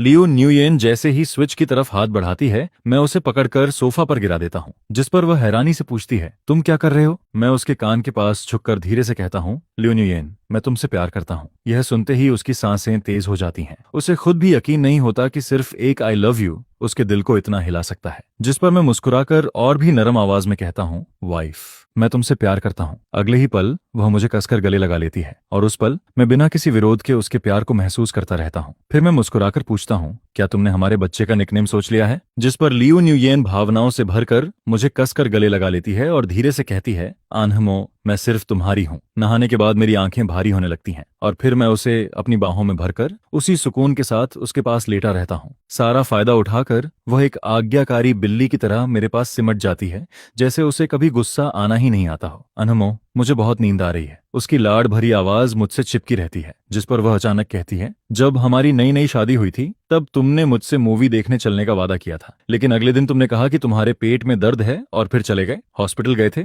या उससे मिलने गए थे? यह सुनकर मैं कुछ पल के लिए चुप हो जाता हूँ। मेरे लिए तो वह बहुत पुरानी बात हो चुकी थी। मैं याद करने की कोशिश करता हूँ। उस घटना का मूक थात से कोई लेना देना नहीं था। उस दिन मैं सच में हॉस्पिटल जाकर आईवी ड्रिप लगवा रहा था, लेकिन लियो न्यूयन के लहजे से साफ लग रहा था कि बात कुछ और है, जिस पर मेरी सारी नींद पल भर में गायब हो जाती है। मैं तुरंत उठकर बैठ जाता हूँ। यह देखकर लियो न्यूयन थोड़ा घबरा जाती है। सॉरी, रुको, पहले सॉरी मत बोलो। मैं पैर मोड़कर बैठ जाता हूँ। मैं नाराज नहीं हूँ, बस जानना चाहता हूँ, तुम्हें ऐसा क्यों लगा कि मैं मूक थात से मिलने गया था? अपनी क्षमता के हिसाब से लियो न्यूयेन आसानी से मेरा शेड्यूल पता कर सकती थी। उसे यह भी पता चल जाता कि मैं हॉस्पिटल में भर्ती था और ड्रिप लगवा रहा था, लेकिन उसने कभी जांच नहीं करवाई। जिस पर कुछ देर की चुप्पी के बाद लियो न्यूयेन आखिर सच बता देती है। मैं मूक थात की मोमेंट्स देख सकती थी। हम दोनों एक दूसरे की तरफ देखते हैं और दोनों की आंखों में एक जैसी हैरानी दिखाई देती है, जिस पर लियो न्यूयन अपना फोन निकालकर मुझे दे देती है। मैं जल्दी से मूक थात की प्रोफाइल खोलता हूँ, लेकिन जैसे ही उसकी मोमेंट्स की पोस्ट देखता हूँ, मेरा दिमाग सुन्न पड़ जाता है। 9 अगस्त, आज अनहमो मेरा बर्थडे मनाने वाले हैं।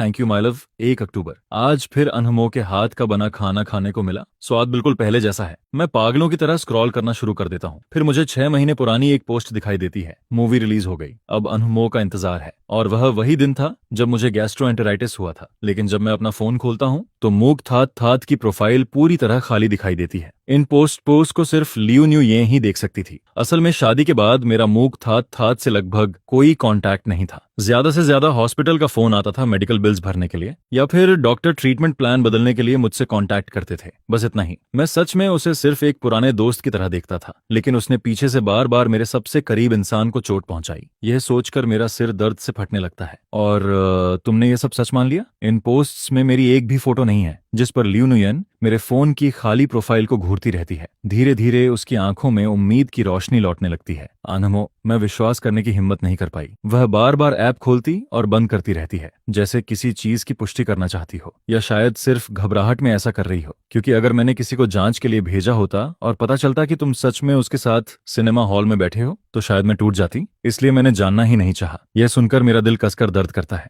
मैं गुस्से और दुख के बीच फंस जाता हूँ। तुमने मुझसे पूछा क्यों नहीं? लेकिन आधी बात कहते कहते मैं खुद रुक जाता हूँ, क्योंकि मुझे जवाब पता था। वह पूछने की हिम्मत ही नहीं कर सकती थी। उस वक्त मैं अक्सर उसे कड़वी बातें सुनाता रहता था, और शायद उसे लगता था कि मेरा जवाब उसकी कल्पना से भी ज्यादा बुरा होगा। गलती मेरी थी। मैं अपनी दुखी वाइफ को बाहों में भर लेता हूँ। मेरी आंखें भीगने लगती हैं। सॉरी, आज के बाद मैं तुम पर कभी गुस्सा नहीं करूंगा। जिस पर वह हल्का सा मुस्कुराती है। मैं भी तुमसे कभी नाराज नहीं होंगी। बस इतना मत कहना कि तुम्हें मेरी जरूरत नहीं है। उस रात हमारे बीच की आखिरी दीवार भी टूट जाती है। मुझे तो कभी कभी लगता है कि लियो न्यूयेन में थोड़ा मासोचिस्ट वाला स्वभाव है। एक दिन डांट न पड़े तो जैसे उसे चैन ही नहीं आता। फिर एक शुरुआती ऑटम की सुबह मैं दोबारा गुस्से से फट पड़ता हूँ। लियो न्यूयेन, क्या तुम कंपनी में काम करते करते खुद को खत्म कर देना चाहती हो? क्या चाहती हो कि मैं तुम्हें बेस्ट एम्प्लॉय अवार्ड दे दूं? फोन के दूसरी तरफ से उसकी आकर्षक आवाज सुनाई देती है, लेकिन इस बार आवाज बुरी तरह बैठी हुई होती है। उसकी नाक भी बंद लग रही होती है, जिस पर वह हंसते हुए जवाब देती है, मैं अभी भी संभाल सकती हूँ। लेकिन उसी रात तड़के सुबह उसकी तबीयत अचानक बिगड़ जाती है। उसे तेज बुखार चढ़ जाता है। उसका पूरा शरीर तप रहा होता है। मैं तुरंत फैमिली डॉक्टर को बुलाता हूँ, दवा लिखवाता हूँ, फिर आधा मनाकर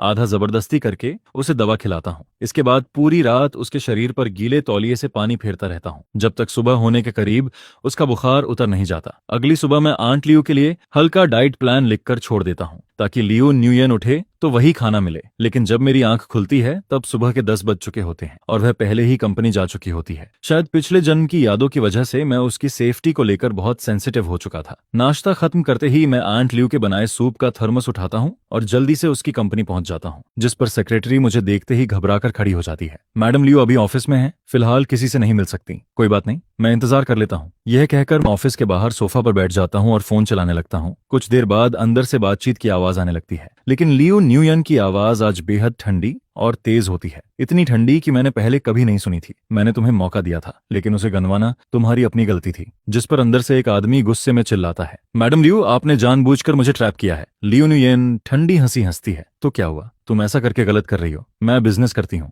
मैं सिर्फ प्रॉफिट देखती हूँ, किसी के साथ न्याय अन्याय की बहस नहीं करती। मैं ठुड्डी पर हाथ रखकर मजे से सुनता रहता हूँ। और दूसरी तरफ सेक्रेटरी का चेहरा डर से सफेद पड़ चुका होता है। तभी ऑफिस का दरवाजा जोर से खुलता है। एक मिडिल एज्ड आदमी गुस्से में बाहर निकलता है, लेकिन बाहर निकलते वक्त उसकी नजर मुझ पर पड़ जाती है, जिस पर मैं एकदम जम जाता हूँ, क्योंकि वह फोंग बॉस था, वही इंसान जिसने पिछले जन्म में मुझे चाकू मारकर गंभीर रूप से घायल किया था। क्या लियू न्यूयन ने पहले ही अपनी चाल चलनी शुरू कर दी थी? वह सच में एक्शन लेने वालों में से थी। जिस पर सेक्रेटरी जल्दी से ऊंची आवाज में बोलती है, मैडम लियू, आपके हस्बैंड आ गए हैं। मैं भी होश में लौट आता हूँ, फिर लंच बॉक्स उठाकर अंदर चला जाता हूँ। लियू न्यूयेन खिड़की के पास बैठी होती है। सफेद शर्ट में वह हमेशा की तरह बेहद खूबसूरत लग रही होती है। मुझे देखते ही वह नरम मुस्कान देती है। आज दोपहर घर चलोगे? मैं लंच बॉक्स मेज पर रखता हूँ और उसके सामने बैठ जाता हूँ। अभी जो आदमी गया वही इंसान है जिसने पिछले जन्म में मुझ पर हमला किया था। यह सुनते ही उसकी खूबसूरत आंखों में बर्फ जैसी ठंडक उतर आती है। उसे मेरे ऊपर छोड़ दो, यह कहकर वह सिर झुकाकर चुपचाप खाना खाने लगती है। समय बिल्कुल सही था। सूप अभी भी गर्म था और हमेशा की तरह उसका खाने का तरीका भी बेहद सलीकेदार था। उसे देखते रहना ही मन को सुकून देता था।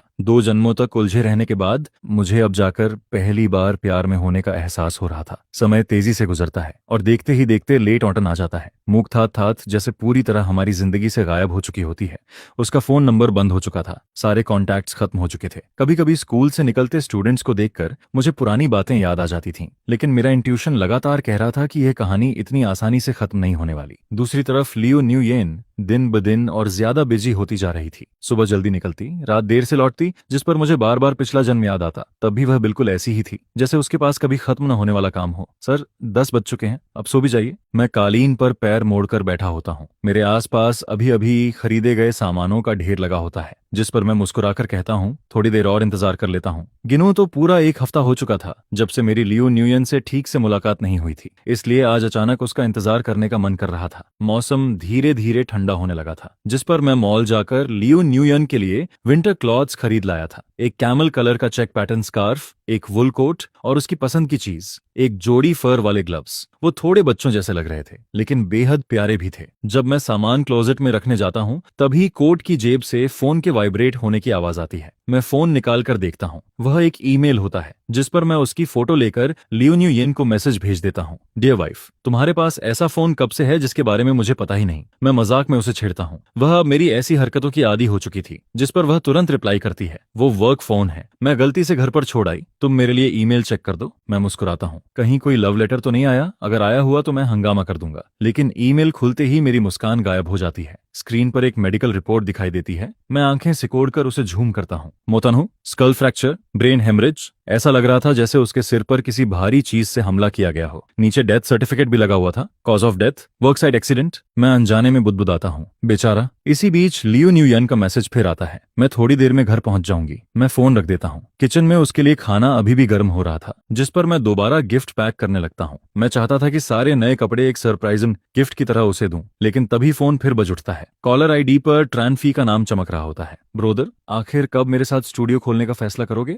मैं हंसकर जवाब देता हूँ, अभी नहीं, फिलहाल मुझे लियू न्यूयन के साथ रहना है, थोड़ा और इंतजार कर। यह सुनकर तानफी मजाक उड़ाने लगता है, पहले तो उसे परेशान करते करते जान निकाल देते थे और अब हर वक्त उसी से चिपके रहते हो। मैं हंस पड़ता हूँ, पहले मैं अंधा था, अब ठीक हो गया हूँ। ट्रांफी बेबस होकर आह भरता है, ठीक है, लेकिन पता है तुम्हारे डिजाइन के कितने फैंस हैं? जल्दी काम शुरू करो बॉस। मैं कुछ पल सोचता हूँ, फिर कहता हूँ, थोड़ा और वक्त दे। जिस पर ट्रांफी हंसकर बोलता है, ठीक है, तब तक अपनी लियू न्यूयन के साथ रोमांस करते रहो। मैं इनकार नहीं कर सकता था, मैं सच में उसके साथ ज्यादा समय बिताना चाहता था। अगर दूसरी जिंदगी मिलने के बाद भी कुछ नहीं बदला तो आखिर में हमारा अंत फिर वही होने वाला था। इसलिए हर गुजरता दिन मेरे लिए और कीमती हो गया था। लियू न्यूयन हमेशा की तरह समय पर घर लौटती है। लिविंग रूम में सिर्फ एक छोटी लैंप जल रही होती है। सूप अभी भी गर्म रखा हुआ होता है, जिस पर वह आते ही बिल्ली की तरह मेरी गोद में कूद पड़ती है। मैं बेबस होकर उसे कसकर पकड़ लेता हूँ। ध्यान से, गिर मत जाना। फिर मैं उसके बाल सहलाते हुए कहता हूँ, बेडरूम में चलो, मैंने तुम्हारे लिए गिफ्ट तैयार किया है। बेडरूम के बीचों बीच एक विशाल गिफ्ट बॉक्स रखा होता है, हालांकि उसकी पैकिंग काफी टेढ़ी मेढ़ी होती है। मैं थोड़ा शर्मिंदा होकर कहता हूँ, ये तुम्हारा लेट बर्थडे गिफ्ट है, खोलकर देखो। जिस पर लियू न्यूयन की आंखें चमक उठती हैं। उसके चेहरे पर साफ खुशी दिखाई देने लगती है। अनुमो, थैंक यू, लेकिन गिफ्ट खोलने बोलने से पहले वह रुक जाती है, जैसे कुछ कहना चाहती हो। काफी देर झिझकने के बाद वह आखिर बोलती है, मुझे तुमसे एक बात करनी है, शायद हमें कुछ समय के लिए अलग होना पड़ेगा। यह सुनकर मैं कुछ सेकंड के लिए स्तब्ध रह जाता हूँ। उसकी आंखों में संघर्ष साफ दिखाई दे रहा था, जिस पर वह धीरे से कहती है, हमें एक नाटक करना होगा। फिर वह ईमेल की तरफ इशारा करती है। मो थान हुए मु थत थत का पिता था। जिस रिपोर्ट को तुमने अभी देखा उसमें लिखा था कि उसकी मौत कंस्ट्रक्शन साइट एक्सीडेंट में हुई, और कई साल पहले वह प्रोजेक्ट तुम्हारे सेकंड अंकल और मेरे पिता का जॉइंट प्रोजेक्ट था। यह सुनकर मेरे दिमाग में अचानक एक पुरानी याद उभर आती है। उस दिन मैं स्कूल रूफटॉप पर मूक थात थात को ढूंढने गया था। उसका चेहरा निराशा से भरा हुआ था। मेरा परिवार खत्म हो गया, अब मेरा कोई अपना नहीं बचा। उस वक्त मैं भी उसके पास धीरे धीरे गया था और उसे एक आइसक्रीम पकड़ा दी थी। मेरे पास भी कोई फैमिली नहीं है। देखो, ये चोट उन लड़कों ने बाथरूम में मुझे पीट कर दी है, और मेरे सेकंड अंकल को सिर्फ इस बात की चिंता है कि मैं उनके लिए मुसीबत क्यों बनता हूँ। मोक थात थात, वह कभी मेरी परवाह नहीं करेंगे। यह सुनकर मॉक धाट धाट नीचे उतरती है, आइसक्रीम पकड़ती है, फिर अचानक पूछती है, तुम्हारे सेकंड अंकल का नाम क्या है? मो मिनवियन। यह नाम सुनते ही उसकी आंखें बदल जाती हैं। क्या वही मो मिनवियन जो मो ग्रुप का मालिक है? मैं सिर हिला देता हूँ, जिस पर वह पहली बार मुझे इतनी गंभीर नजरों से देखती है। फिक्र मत करो, अब से हम फैमिली हैं। उस वक्त मैं उस नजर का मतलब नहीं समझ पाया था, लेकिन कई साल बाद मुझे एहसास हुआ। शायद नाम जानने से पहले वह सच में मुझे फैमिली मानना चाहती थी, लेकिन जैसे ही उसे मो फैमिली और मेरी पहचान का पता चला, उसे बदला लेने का एक रास्ता दिखाई दे गया। और शायद उसी दिन से उसका हर वादा झूठ पर बना हुआ था। जिस पर लियू न्यूयेन धीरे से कहती है, अनहमो, मैं देख सकती हूँ कि मूक थात थात तुमसे प्यार करती है, और तुमने कहा था कि पिछले जन्म में तुम्हारी मौत में उसका भी हाथ था, शायद इसलिए क्योंकि तुमने मुझे चुना था। मैं नहीं चाहती कि तुम दोबारा मेरी वजह से खतरे में पड़ो। अगर तुम मुझसे दूर रहोगे तो भविष्य का सारा खतरा मैं अकेले झेल लूंगी। लेकिन मैं धीरे से सिर हिला देता हूँ। अगर मैं अपनी वाइफ की भी रक्षा नहीं कर सकता तो फिर मर्द कहलाने का क्या हक है मुझे? मैं तुम्हारे साथ यह नाटक जरूर करूंगा। कुछ हफ्तों बाद मीडिया में खबर फैल जाती है, बिजनेस सेलिब्रिटी लियू न्यूयेन और उनके हस्बैंड के डिवोर्स की अफवाह। उसी दिन इंटरनेट पर मेरी विला छोड़कर जाते हुए फोटोज भी वायरल हो जाती हैं, जिस पर ट्रान फी मुझे घूरता रहता है। जब मैं अपना सामान उठाकर उसके अपार्टमेंट में शिफ्ट हो रहा होता हूँ, वह खुशी से चिल्ला पड़ता है, बॉस, आखिर तुमने करियर पर ध्यान देने का फैसला कर ही लिया। लेकिन 3 दिन बाद मुझे सेकंड अंकल का फोन आता है, मोबाच, आज रात घर आ सकते हो? मैं मुस्कुराकर जवाब देता हूँ, सेकंड अंकल, अचानक मेरी याद कैसे आ गई? क्या मैं अभी अभी डिवोर्स नहीं हुआ हूँ? जिस पर वह हंसते हुए कहते हैं, फैमिली तुम्हें बाहर दुख झेलते हुए नहीं देख सकती। आज एक पार्टी रखी है, सोचा तुम्हारे लिए कोई नया रिश्ता भी देख लूं। मैं हल्का सा हंस देता हूँ, आपकी इन्फॉर्मेशन नेटवर्क काफी तेज है, तो आओगे या नहीं? मैं समय पर पहुंच जाऊंगा। कॉल खत्म होते ही ट्रान फी चिंतित होकर मेरी तरफ देखता है, क्या तुमने अपने पेरेंट्स से बहुत पहले रिश्ता नहीं तोड़ लिया था? फिर वो फैमिली के मामलों में क्यों पड़ रहे हो? मैं शांत आवाज में कहता हूँ, मैं भी नहीं पढ़ना चाहता, लेकिन कुछ लोग लगातार मुझे मारने की कोशिश कर रहे हैं। उस रात मैं फॉर्मल सूट पहनकर मो फैमिली मैंशन पहुंच जाता हूँ। बैंक्वेट हॉल मेहमानों से भरा हुआ होता है, हर तरफ वाइन ग्लासेस टकराने की आवाजें आ रही होती हैं। जैसे ही मैं अंदर कदम रखता हूँ, सभी की नजरें मेरी तरफ मुड़ जाती हैं और चारों तरफ फुसफुसाहट शुरू हो जाती है। क्या यही मो फैमिली का यंग मास्टर है? क्या हमारी बेटी को उससे मिलवाना चाहिए? अगर रिश्ता बन गया तो कई साल की मेहनत बच जाएगी। मैं भीड़ के बीच से आगे बढ़ता हूँ, लेकिन तभी एक जानी पहचानी आवाज मेरे कानों में पड़ती है, जिसे सुने हुए काफी वक्त हो चुका था। मैं आवाज की दिशा में देखता हूँ और वहां भीड़ के बीच वाइन ग्लास पकड़े हुए लियो न्यूयंग खड़ी दिखाई देती है, को हमेशा की तरह सबसे अलग नजर आती है। उसके डिवोर्स की खबर सुनते ही न जाने कितने बॉस उसे अप्रोच करने लगते हैं और कई लेयर में उसे चारों तरफ से घेर लेते हैं। जिस पर लियो रोयान ठंडी नजर से मेरी तरफ देखती है और थू अना भी उसकी एक्टिंग में साथ देने के लिए मेरी तरफ देखती है। लेकिन मैं उसकी तरफ नहीं जाता, बल्कि दरवाजा खोलकर बालकनी की तरफ निकल जाता हूँ ताकि थोड़ी फ्रेश एयर ले सकूं। लेकिन बालकनी पर पहले से ही कोई मौजूद होता है, और वो कोई अनजान नहीं बल्कि मेरी पुरानी जान पहचान की मूक थात थात होती है। वह रेलिंग के सहारे खड़ी होती है। उसका जल्ला हुआ चेहरा अंधेरे में आधा छिपा रहता है और सिर्फ उसका खूबसूरत आधा चेहरा ही दिखाई देता है। अनमो, बहुत समय हो गया मिले हुए। जिस पर मैं एक पल के लिए रुक जाता हूँ। हाँ, बहुत समय हो गया। वह हल्का सा मुस्कुराती है। आप मुझसे इतने दूर दूर क्यों हो गए? यह सुनकर मैं अपने अंदर की बेचैनी को दबाने की कोशिश करता हूँ और एक गहरी सांस लेता हूँ। तुम ऐसा क्यों सोचती हो? मैं तो अभी तुमसे पूछने ही वाला था, आखिर तुम कहाँ चली गई थी? मेरा नंबर ब्लॉक कर दिया था ना? तुम तो काफी शरारती हो गई हो। जिस पर मैं पहले की तरह मजाक में उसके कंधे पर हाथ रख देता हूँ। तभी बालकनी के बाहर की रोशनी किसी के कारण ढक जाती है। जिस पर मैं नजर घुमाकर देखता हूँ तो लियू रुयान खिड़की के पास लापरवाही से खड़ी होकर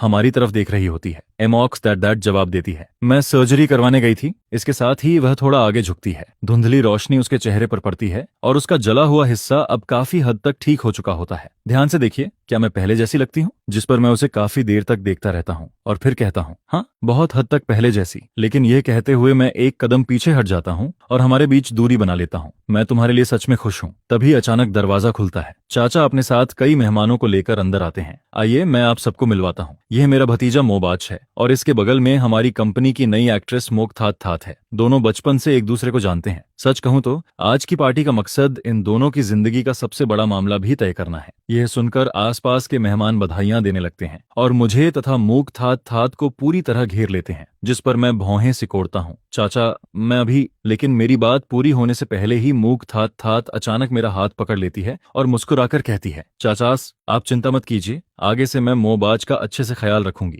जिस पर मैं हल्का सा हाथ छुड़ाने की कोशिश करता हूँ, लेकिन उसकी पकड़ बहुत मजबूत होती है। ऐसा लगता है जैसे कुछ झोंक शरीर से चिपक गई हो। हालांकि आधे मिनट बाद वह खुद ही मेरा हाथ छोड़ देती है और मेहमानों से सोशल ग्रीटिंग करने लगती है। मेरा मूड बेहद उलझा हुआ होता है। उसके खाली होते ही मैं पूछता हूँ, तुम आखिर कब से मेरे चाचा के साथ मिल गई? जिस पर मोकथात थात धीरे धीरे अपने बालों को ठीक करती है। सिर्फ मौज फैमिली की मंजूरी मिलने के बाद ही मैं तुमसे शादी कर सकती हूँ। वैसे मेरी आंट के और भी प्लान्स थे, लेकिन तुम्हारे डिवोर्स ने मेरा बहुत काम आसान कर दिया। मैं उसके चेहरे को देखता हूँ, लेकिन अब वह मुझे डरावनी हद तक अजनबी लगती है। जिस पर मॉक दैट दैट मुस्कुराती है। क्या हुआ, मुझे पहचान नहीं पा रहे? क्या आपको लग रहा है कि मैं उस एमोस दैट दैट जैसी नहीं हूँ जो आपके दिल में थी? पहले मुझे हमेशा लगता था कि मोकथात थात की मुस्कान सूरज की तरह चमकती है, वह मेरी ही दुनिया की इंसान थी। लेकिन अब लगता है कि मैं पूरी तरह गलत था। इसके बाद वह एक एक कदम आगे बढ़ती है और मुझे लगातार पीछे हटने पर मजबूर करती है। आखिरकार मेरी पीठ कांच के दरवाजे से टकरा जाती है। अनमोल, मैं हमेशा से ऐसी ही थी। धुंधली रोशनी में उसकी मुस्कान बेहद डरावनी दिखाई देती है। वैसे मेरी आंट तुम्हें छोड़ने वाली नहीं थी, लेकिन मैं तुमसे प्यार करती हूँ और तुम भी नहीं चाहोगे कि पिछली जिंदगी की तरह वह रुकती है और मुस्कुराती है। लियू रुयान के साथ मरना पड़े, है ना? यह सुनकर मैं दांत भींच लेता हूँ। तो सच में वही थी? जिस पर मेरा हाथ पीछे दरवाजे के हैंडल पर जाता है और मैं धीरे से उसे दबा देता हूँ। दरवाजा खुल जाता है। अंदर से वायलिन की मधुर धुन सुनाई देती है और तेज रोशनी एकदम से अंदर फैल जाती है। मोकथात थात, इस बार मैं तुम्हें सफल नहीं होने दूंगा। भीड़ में वापस घुलने मिलने के बाद मुझे एहसास होता है कि मेरी पीठ ठंडे पसीने से भीग चुकी है। इसके बाद मैं धीरे धीरे सीढ़ियां चढ़ता हूँ और यादों के सहारे दूसरी मंजिल के कॉरिडोर तक पहुंचता हूँ। कॉरिडोर के आखिर में वही कमरा होता है जहां मैं पहले रहा करता था। मैं अंदर जाकर थोड़ा आराम करना चाहता हूँ, लेकिन जैसे ही मैं दरवाजा खोलता हूँ, एक नरम शरीर मुझे धक्का देकर बेड पर गिरा देता है। परिचित खुशबू मेरी सांसों में भर जाती है। लियू रुयान की मीठी और मैच्योर खुशबू मेरे आसपास फैल जाती है, जिसमें हल्की शराब की महक भी मिली होती है। वह धीमी आवाज में पूछती है, उसने तुम्हें कहाँ छुआ था? जिसके साथ ही एक गर्म किस मेरे कंधे पर गिरती है। कुछ देर की पैशनेट नजदीकियों के बाद मैं धीरे से पूछता हूँ, एम गेना, पूरी तरह जलन में डूब गई हो क्या? जिस पर लियू रुयान की भारी आवाज सुनाई देती है, मैं किसी को भी तुम्हें छूने नहीं दूंगी, किसी को भी नहीं। मैं उसके बालों को सहलाता हूँ और कहता हूँ, मॉक दैट अब मेरे चाचा के साथ मिल चुकी है। वह मेरी हालत तक जानती है। तुम्हारे प्लान के बारे में भी उसे अंदाजा है। क्या तुम्हें अब भी पूरा भरोसा है? जिस पर लियू रुयान कुछ पल चुप रहती है। मोबाज, अगर इस वजह से मो फैमिली को बहुत बड़ा नुकसान हुआ तो तुम क्या करोगे? तब मुझे समझ आता है कि वह इसी बात को लेकर परेशान है। मैं उसका हाथ पकड़ लेता हूँ। मेरे माता पिता की शादी सिर्फ बिजनेस मैरिज थी। वे एक दूसरे से नफरत करते थे। मेरे पैदा होते ही उन्होंने मुझे चाचा के पास छोड़ दिया और खुद विदेश में बस गए। चाचा ने हमेशा मुझे एक टूल की तरह इस्तेमाल किया। अगर मेरी जिंदगी में तुम नहीं होती तो शायद मैं बहुत पहले मर चुका होता। इसलिए मेरी चिंता मत करो। अगर मो फैमिली सच में बर्बाद होती है तो उसका कारण मेरे चाचा की बुरी करतूतें होंगी और वह उसी लायक है। इसके बाद अगले कुछ महीनों में मेरी जिंदगी फिर सामान्य हो जाती है। आखिर एडल्ट होने के बाद मैंने कभी मो फैमिली से एक पैसा तक नहीं लिया था। मैं हमेशा पार्ट टाइम काम करके खुद को संभालता आया था। डिजाइन फील्ड में भी मैंने कुछ उपलब्धियां हासिल कर ली थीं, सिवाय इसके कि चाचा बार बार मुझे वापस बुलाकर मोकथात थात के साथ ब्लाइंड डेट अरेंज करते रहते थे। बाकी सब कुछ शांत चल रहा होता है। जिस पर ट्रान फी बहुत नाराज रहता है। रिश्ता तोड़ चुके हो फिर भी उनकी बात क्यों मान रहे हो? लेकिन मैं उसे कोई जवाब नहीं देता, क्योंकि मोकथात थात मेरी हालत अच्छी तरह जानती है। अगर मैं उसकी बात नहीं मानता तो वह मेरे चाचा को लियू रुयान के खिलाफ भड़काती रहती, और जब तक लियू रुयान उन दोनों को पूरी तरह खत्म नहीं कर देती मुझे उन्हें व्यस्त रखना ही पड़ता है। ट्रानफी को टीवी देखना बहुत पसंद होता है। आजकल लियू रुयान अक्सर फाइनेंशियल चैनल पर दिखाई देती है और जब भी वह उसे देखता है गुस्से से भड़क उठता है। मोबाज, तुम्हारी दूसरी वाइफ को जरूर मेरे सामने लाना। वह रिमोट पकड़कर कांपते हुए लियू रुयान की तरफ इशारा करता है। ऐसी औरत को देखकर ही पता चल जाता है कि यह कोई अच्छी इंसान। मोबाज, तुम्हारी दूसरी वाइफ को जरूर मेरे सामने लाना। वह रिमोट पकड़कर कांपते हुए लियू रुयान की तरफ इशारा करता है। ऐसी औरत को देखकर ही पता चल जाता है कि यह कोई अच्छी इंसान नहीं है। अगर मैंने तुम्हें फिर ऐसी औरत से शादी करने दी तो मैं सिर के बल खड़ा होकर गोबर खाऊंगा। जिस पर मैं अपने डिजाइन ड्राफ्ट से सिर उठाकर बेबस हंसी के साथ कहता हूँ, दोस्त इतनी पक्की कसम मत खाओ, अपने लिए पीछे हटने का रास्ता भी छोड़ दिया करो। आखिर अब तो मैं भी लियू रुयान से मिलने जाता हूँ तो चोरी छिपे ही जाता हूँ। हाल ही में शंदोंग में भारी बर्फबारी हुई होती है। मैं मोटा स्वेटर पहनकर कॉरिडोर से बाहर निकलता हूँ। लियू रुयान की कार नीचे खड़ी होती है। मौसम बेहद ठंडा होता है, लेकिन वह फिर भी कार के बाहर खड़ी होकर मेरा इंतजार कर रही होती है। उसके शरीर पर वही वूल कोट होता है जो मैंने उसे खरीदा था, और गले में वही स्कार्फ होता है जो मैंने गिफ्ट किया था। जिस पर मैं उसकी तरफ हाथ हिलाता हूँ और यह देखते ही वह खुशी से छोटे छोटे कदमों से दौड़ती हुई आती है और सीधे मेरी बाहों में कूद पड़ती है। मैं जल्दी से उसे मनाते हुए कहता हूँ, बाहर बहुत ठंड है, चलो कार के अंदर चलते हैं। जिस पर कार की लाइट अचानक बंद हो जाती है। चारों तरफ अंधेरा छा जाता है। बस थोड़ी दूर खड़ा स्ट्रीट लाइट बर्फ से ढकी सफेद जमीन पर हल्की रोशनी बिखेर रहा होता है। मैं अपना मोटा जैकेट कसकर लपेटता हूँ और काफी देर तक जेब टटोलने के बाद एक लॉलीपॉप निकालता हूँ। ये तुम्हारे लिए। जिस पर लियू रुयान मुस्कुराते हुए मेरा गिफ्ट ले लेती है। मेरे पास तो पहले से बहुत है, तुम्हें पसंद नहीं है क्या? मैं उसे वापस लेने के लिए हाथ बढ़ाता हूँ, लेकिन वह फौरन हाथ पीछे खींच लेती है। थैंक यू, मुझे बहुत पसंद है। सच कहूं तो मेरे और उसके बीच कोई खास कॉमन टॉपिक नहीं होता, लेकिन फिर भी न जाने क्यों हमारे पास हमेशा बातें खत्म ही नहीं होती। जिस पर मैं मुस्कुराकर उसके कंधे से टिक जाता हूँ। मेरा दोस्त कह रहा था, अगर डिवोर्स के बाद भी मैंने तुम्हारे जैसी किसी से शादी की तो वो है, और मेरा हाथ पकड़ लेती है। तो फिर किसी और को चुन लो। जिस पर मैं उसकी तरफ देखकर कहता हूँ, क्या बेकार की बातें कर रही हो? वह नजरें झुका लेती है और चुपचाप मेरा हाथ पकड़ लेती है। उसकी उंगलियां लंबी और बेहद खूबसूरत होती हैं, लेकिन हमेशा की तरह ठंडी भी होती हैं। पता नहीं हाल में क्या हो रहा था। मुझे लगातार बुरे सपने आते रहते थे। हर बार मैं यही सपना देखता था कि लियू रुयान मुझे अकेले अच्छी तरह जीने के लिए कह रही है। तभी लियू रुयान अचानक बोलती है, अनमो, मेरा मतलब है अगर एक दिन मैं अचानक तुमसे दूर चली जाऊं तो। लेकिन उसके पूरा बोलने से पहले ही मैं उसकी बात काट देता हूँ, तुम कहीं नहीं जाओगी। जिस पर मैं उसके बालों पर किस करता हूँ और धीरे से कहता हूँ, हम कभी अलग नहीं होंगे। अगली सुबह मैं और ट्रैन फी जल्दी जल्दी टैक्सी में बैठते हैं और स्टूडियो जाने की तैयारी करते हैं। तभी मूक थात थात का फोन आता है। अनमो बैच, आप कहाँ तक पहुंचे? जिस पर मुझे अचानक याद आता है कि आज उसकी डेट का वादा था। सॉरी, मुझे जरूरी काम है। मूक थात थात पूछती है, कहाँ हो? एड्रेस भेज दो। लेकिन ट्रैनफी जानता था कि मैं उसे पसंद नहीं करता, इसलिए वह मेरा फोन छीनकर सीधा कॉल काट देता है। उसी समय टैक्सी में रेडियो न्यूज चल रही होती है। हम दोनों कुछ देर तक सुनते रहते हैं, फिर अचानक चुप हो जाते हैं। मोक फैमिली के साथ कुछ हो गया? यह घटना बहुत पहले की जड़ से जुड़ी होती है। एक कंस्ट्रक्शन साइट पर बड़ा इंडस्ट्रियल एक्सीडेंट हुआ था। जिस पर ट्रैनफी चिंता से मेरी तरफ देखता है, लेकिन मैं सिर हिलाता हूँ, मैं ठीक हूँ। मुझे उम्मीद नहीं थी कि लियू रुयान इतनी जल्दी एक्शन ले लेगी। पिछली जिंदगी की यादें मेरे दिमाग में घूम जाती हैं। उस एक्सप्लोजन के पीछे असली मास्टरमाइंड मेरा दूसरा चाचा ही था। धीरे धीरे मेरे दिल का बोझ हल्का होने लगता है। इस बार सब कुछ 10 साल पहले ही हो गया था। लियू रुयान की कंपनी तेजी से ग्रो कर रही थी और चाचा की ताकत अभी इतनी बड़ी नहीं हुई थी। शायद इस बार पिछली जिंदगी जैसी त्रासदी नहीं होगी। आज सड़क पर ट्रैफिक भी ज्यादा नहीं होता। टैक्सी ड्राइवर आराम से गाड़ी चला रहा होता है, लेकिन आधे रास्ते पहुंचते ही एक कार अचानक हमारी तरफ पूरी रफ्तार से आ जाती है और अगले ही पल मेरी आंखों के सामने अंधेरा छा जाता है। तभी दूर से किसी की आवाज सुनाई देती है, मोबाज जल्दी आंख खोल बेवकूफ। धातु रगड़ने की तीखी आवाज मुझे नींद से जगा देती है। मैं मुश्किल से आंखें खोलता हूँ। मेरे हाथ पैर भारी हो चुके होते हैं। सामने स्टील पाइप दिखाई देता है और ट्रांफी उसी पाइप से बंधा हुआ बैठा होता है। हवा के साथ मशीन ऑयल और मिट्टी की गंध फैल रही होती है। मैं हैरानी से जमीन से उठकर बैठ जाता हूँ, जिस पर ट्रांफी राहत की सांस लेता है। भगवान का शुक्र है तू जाग गया, जल्दी मुझे खोल। मैं उसके पास जाकर बैठता हूँ और मोटी रस्सी को देखता हूँ। उसी पल पुरानी यादें वापस लौट आती हैं। मैं तुरंत चारों तरफ देखता हूँ और मेरे पूरे शरीर में ठंडा पसीना दौड़ जाता है। यही तो वो छोड़ी हुई फैक्ट्री है जहाँ पिछली जिंदगी में मेरी मौत हुई थी। रस्सी पर डेड नॉट लगी होती है। उसे खोलना नामुमकिन था। जिस पर ट्रांफी गुस्से में गालियां देता हुआ रस्सी घिसने लगता है। मुझे किडनैप करने की हिम्मत की है। लगता है इन लोगों को जीने का शौक नहीं रहा। लेकिन काफी देर घिसने के बाद भी रस्सी नहीं टूटती। आखिर थककर वह पत्थर से टिक जाता है। इन्होंने मुझे बांधा है, तुझे नहीं। मतलब इनका टारगेट मैं हूं। जब तक कोई नहीं है तू भागकर पुलिस बुला। मैं कड़वी मुस्कान के साथ कहता हूं, सॉरी,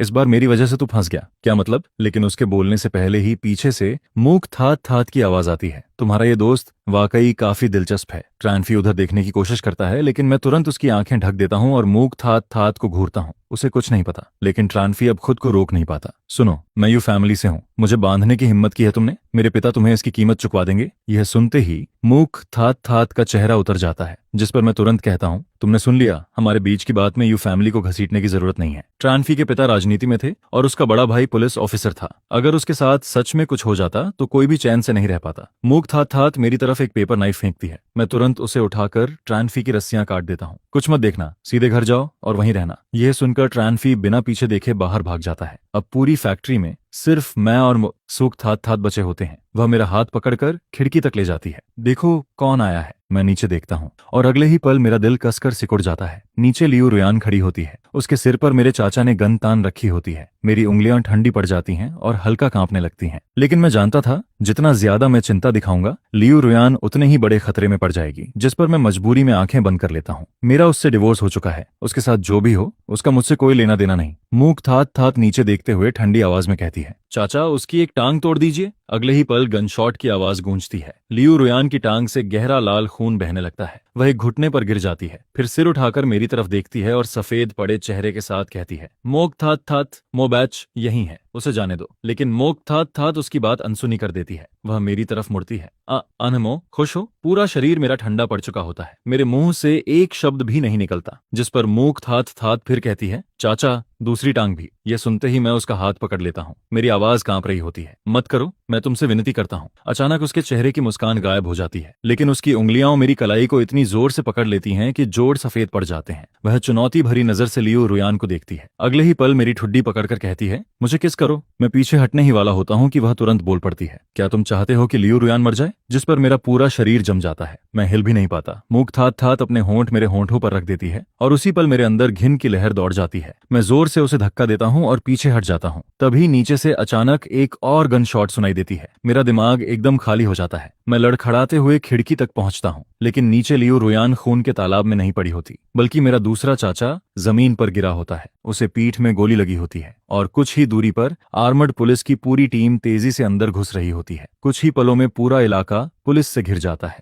यह देखकर मूक थात थात का चेहरा अचानक बदल जाता है और अगले ही सेकंड वह गन उठाकर सीधे मेरी तरफ तान देती है। उसे बिल्कुल उम्मीद नहीं थी कि पुलिस इतनी जल्दी पहुंच जाएगी। जिस पर मूक थात थात जल्दी से मुझे हैंडकफ लगाकर स्टील पाइप के साथ बांध देती है और खुद फैक्ट्री के एक ऐसे कोने में छिप जाती है जहां स्नाइपर उसे नहीं देख सकते थे। फिर वह जोर से चिल्लाती है, मेरे हाथ में एक्सप्लोजिव है, लियू रुयान को अंदर भेजो। अगर वो नहीं आई तो मैं मोबाज को अपने साथ मार दूंगी। जिस पर मैं तुरंत कहता हूँ, मूक थात थात शांत हो जाओ। लेकिन वह पागलों की तरह हंस पड़ती है। मैं बिल्कुल शांत हूँ। पिछली जिंदगी में तुम लियू रुयान के साथ मर सकते थे, तो मेरे साथ क्यों नहीं? उसकी आवाज लगातार और ज्यादा उग्र होती जा रही थी। मैंने सोचा था कि मैं सब कुछ बदल सकती हूँ, लेकिन तुम भी रीबर्थ लेकर वापस आ गए। आखिर क्यों? मेरा पुराना मोबाज मुझे वापस दो। तभी कुछ कदम दूर से एक परिचित और साफ आवाज सुनाई देती है, मैं आ गई हूँ, उसे छोड़ दो। यह सुनते ही मेरा दिल जोर से धड़क उठता है। लियू रुयान सच में आ चुकी थी। मैं गुस्से से चिल्ला उठता हूँ, तुम पागल औरत हो क्या? यहाँ क्यों आई हो? उसकी घायल टांग पर लगा खून अब सूख चुका होता है, लेकिन दूसरी मंजिल पर कदम रखते ही उसकी नजर सिर्फ मुझ पर टिकी रहती है, जैसे उसे डर हो कि मेरे साथ कुछ भी बुरा हो सकता है। जिस पर मूक थात थात मुझे पीछे खींच लेती है और गन सीधा लियू रुयान की तरफ तान देती है। लियू रुयान, इस बार हम कुछ नया खेलते हैं। वह दूर पड़े एक जैकेट की तरफ इशारा करती है, उसे पहन लो। मत पहनना, मैं पूरी ताकत से चिल्लाता हूँ, लेकिन मूक थात थात पागलों जैसी एक्साइटेड हंसी हंसने लगती है। अनमो, पिछली जिंदगी में लियू रुयान तुम्हारे साथ मरने को तैयार थी। अब मैं देखना चाहती हूँ कि तुम उससे कितना प्यार करते हो। उसकी आंखों में जुनून साफ दिखाई दे रहा था। मैं इस दिन का बहुत लंबे समय से इंतजार कर रही हूँ। आज या तो वो मरेगी या फिर तुम। जिस पर मैं भर्राई आवाज में चिल्लाता हूँ, लियू रुयान, यहाँ से चली जाओ। लेकिन ऐसा लगता है जैसे उसने मेरी बात सुनी ही नहीं। वह बिना झिझक जैकेट उठाकर पहन लेती है। तभी काउंटडाउन की पहली आवाज गूंजती है और मैं निराशा में आंखें बंद कर लेता हूँ। मूक थात थात मुझे जोर से आगे धक्का देती है। मौजबाज चुनो। मैं दोनों के बीच खड़ा होता हूँ और एक कदम लियू रुयान की तरफ बढ़ाता हूँ, लेकिन वह तुरंत आधा कदम पीछे हट जाती है। मोबाज, इधर मत आना, इसमें बॉम्ब है। उसकी आवाज बेहद गंभीर होती है, जिस पर मैं वहीं रुक जाता हूँ। मैं मौत से नहीं डरता था, लेकिन अगर मैं अभी मोक थात थात के सामने लियू रुयान को चुन लेता तो वह पागल होकर बॉम्ब समय से पहले एक्टिवेट कर सकती थी। तभी लियू रुयान धीरे धीरे खिड़की के पास पहुंचती है। वह मूक थात थात की तरफ देखकर कहती है, तुम्हारे पिता के लिए मुझे अफसोस है। फिर उसकी आवाज ठंडी हो जाती है, लेकिन तुम्हें मेरे पिता का नाम लेने का कोई अधिकार नहीं। यह सुनते ही मूक थात थात बुरी तरह भड़क जाती है। वह आधा कदम आगे बढ़ती है। तुम जैसी अमीर घरों में पैदा हुई लड़कियां क्या कभी सच्चे दिल से किसी चीज की परवाह कर सकती हैं? लेकिन लियू रुयान बिना डरे जवाब देती है, उस समय तुम्हारे पिता ने सेफ्टी रूल्स तोड़े रहे थे। उन्होंने हेलमेट नहीं पहना था और कंपेंसेशन भी पूरी दी गई थी। फिर वह तिरस्कार भरी मुस्कान के साथ कहती है, असल में तुम सिर्फ एक कमजोर इंसान हो। यह सुनकर मेरा पूरा शरीर कांप उठता है। मुझे लग रहा था कि पूरी दुनिया पागल हो चुकी है। लियू रुयान का हर शब्द मुख थात थात के सबसे गहरे जख्म पर वार कर रहा था। मैं समझ ही नहीं पा रहा था कि वह ऐसा क्यों कर रही है। क्या उसे अपनी जान की परवाह नहीं थी? तभी मुख थात थात अचानक एक लाइटर निकालती है और जमीन पर फेंक देती है। अगले ही पल चारों तरफ आग भड़क उठती है। तब मुझे एहसास होता है कि उसने पहले से ही पूरी फ्लोर पर गैसोलीन फैला रखा था।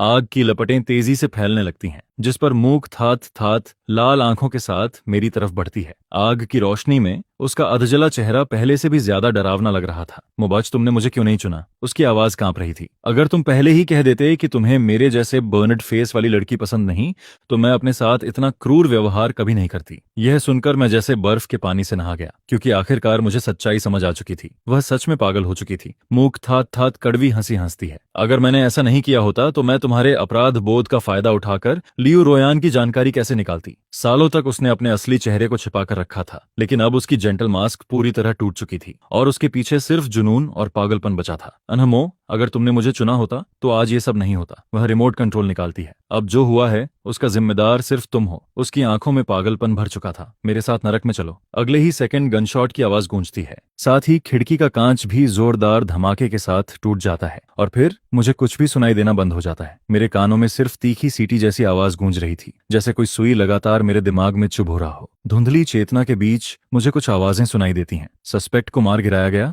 बॉडी दूसरी मंजिल पर मिली है, डिटोनेटर सुरक्षित है, होस्टेज सुरक्षित है, कोई अतिरिक्त एक्सप्लोसिव मटेरियल नहीं मिला। आग तेजी से फैल रही है, सभी होस्टेजेस को तुरंत इवैक्यूएट करो। तभी मेरी चेतना धीरे धीरे लौटती है। मैं सिर घुमाकर देखता हूँ और मूक थात थात की लाश जमीन पर पड़ी दिखाई देती है। ठंडी हवा स्मोक की गंध को दूर उड़ा रही होती है। उसी समय ट्रान फी की गालियां मेरे कानों में पड़ती हैं, लेकिन इस बार वे गालियां भी मुझे हेवन म्यूजिक जैसी लग रही थीं। ये 21st सेंचुरी का कानून वाला समाज है और ये पागल एक्सप्लोजिव लेकर घूम रही थी। वह अभी भी गुस्से में बड़बड़ा रहा होता है। अच्छा हुआ मैं बेवकूफ नहीं बना, समय पर बाहर निकलकर पुलिस बुला दी, जिस पर मैं लंबी सांस छोड़ता हूँ। अगर ट्रान फी समय पर पुलिस को खबर न देता तो शायद आज मैं और लियू रुयान दोनों जिंदा नहीं होते। और इसी तरह आखिरकार इस लंबे दुखद सपने का अंत हो जाता है।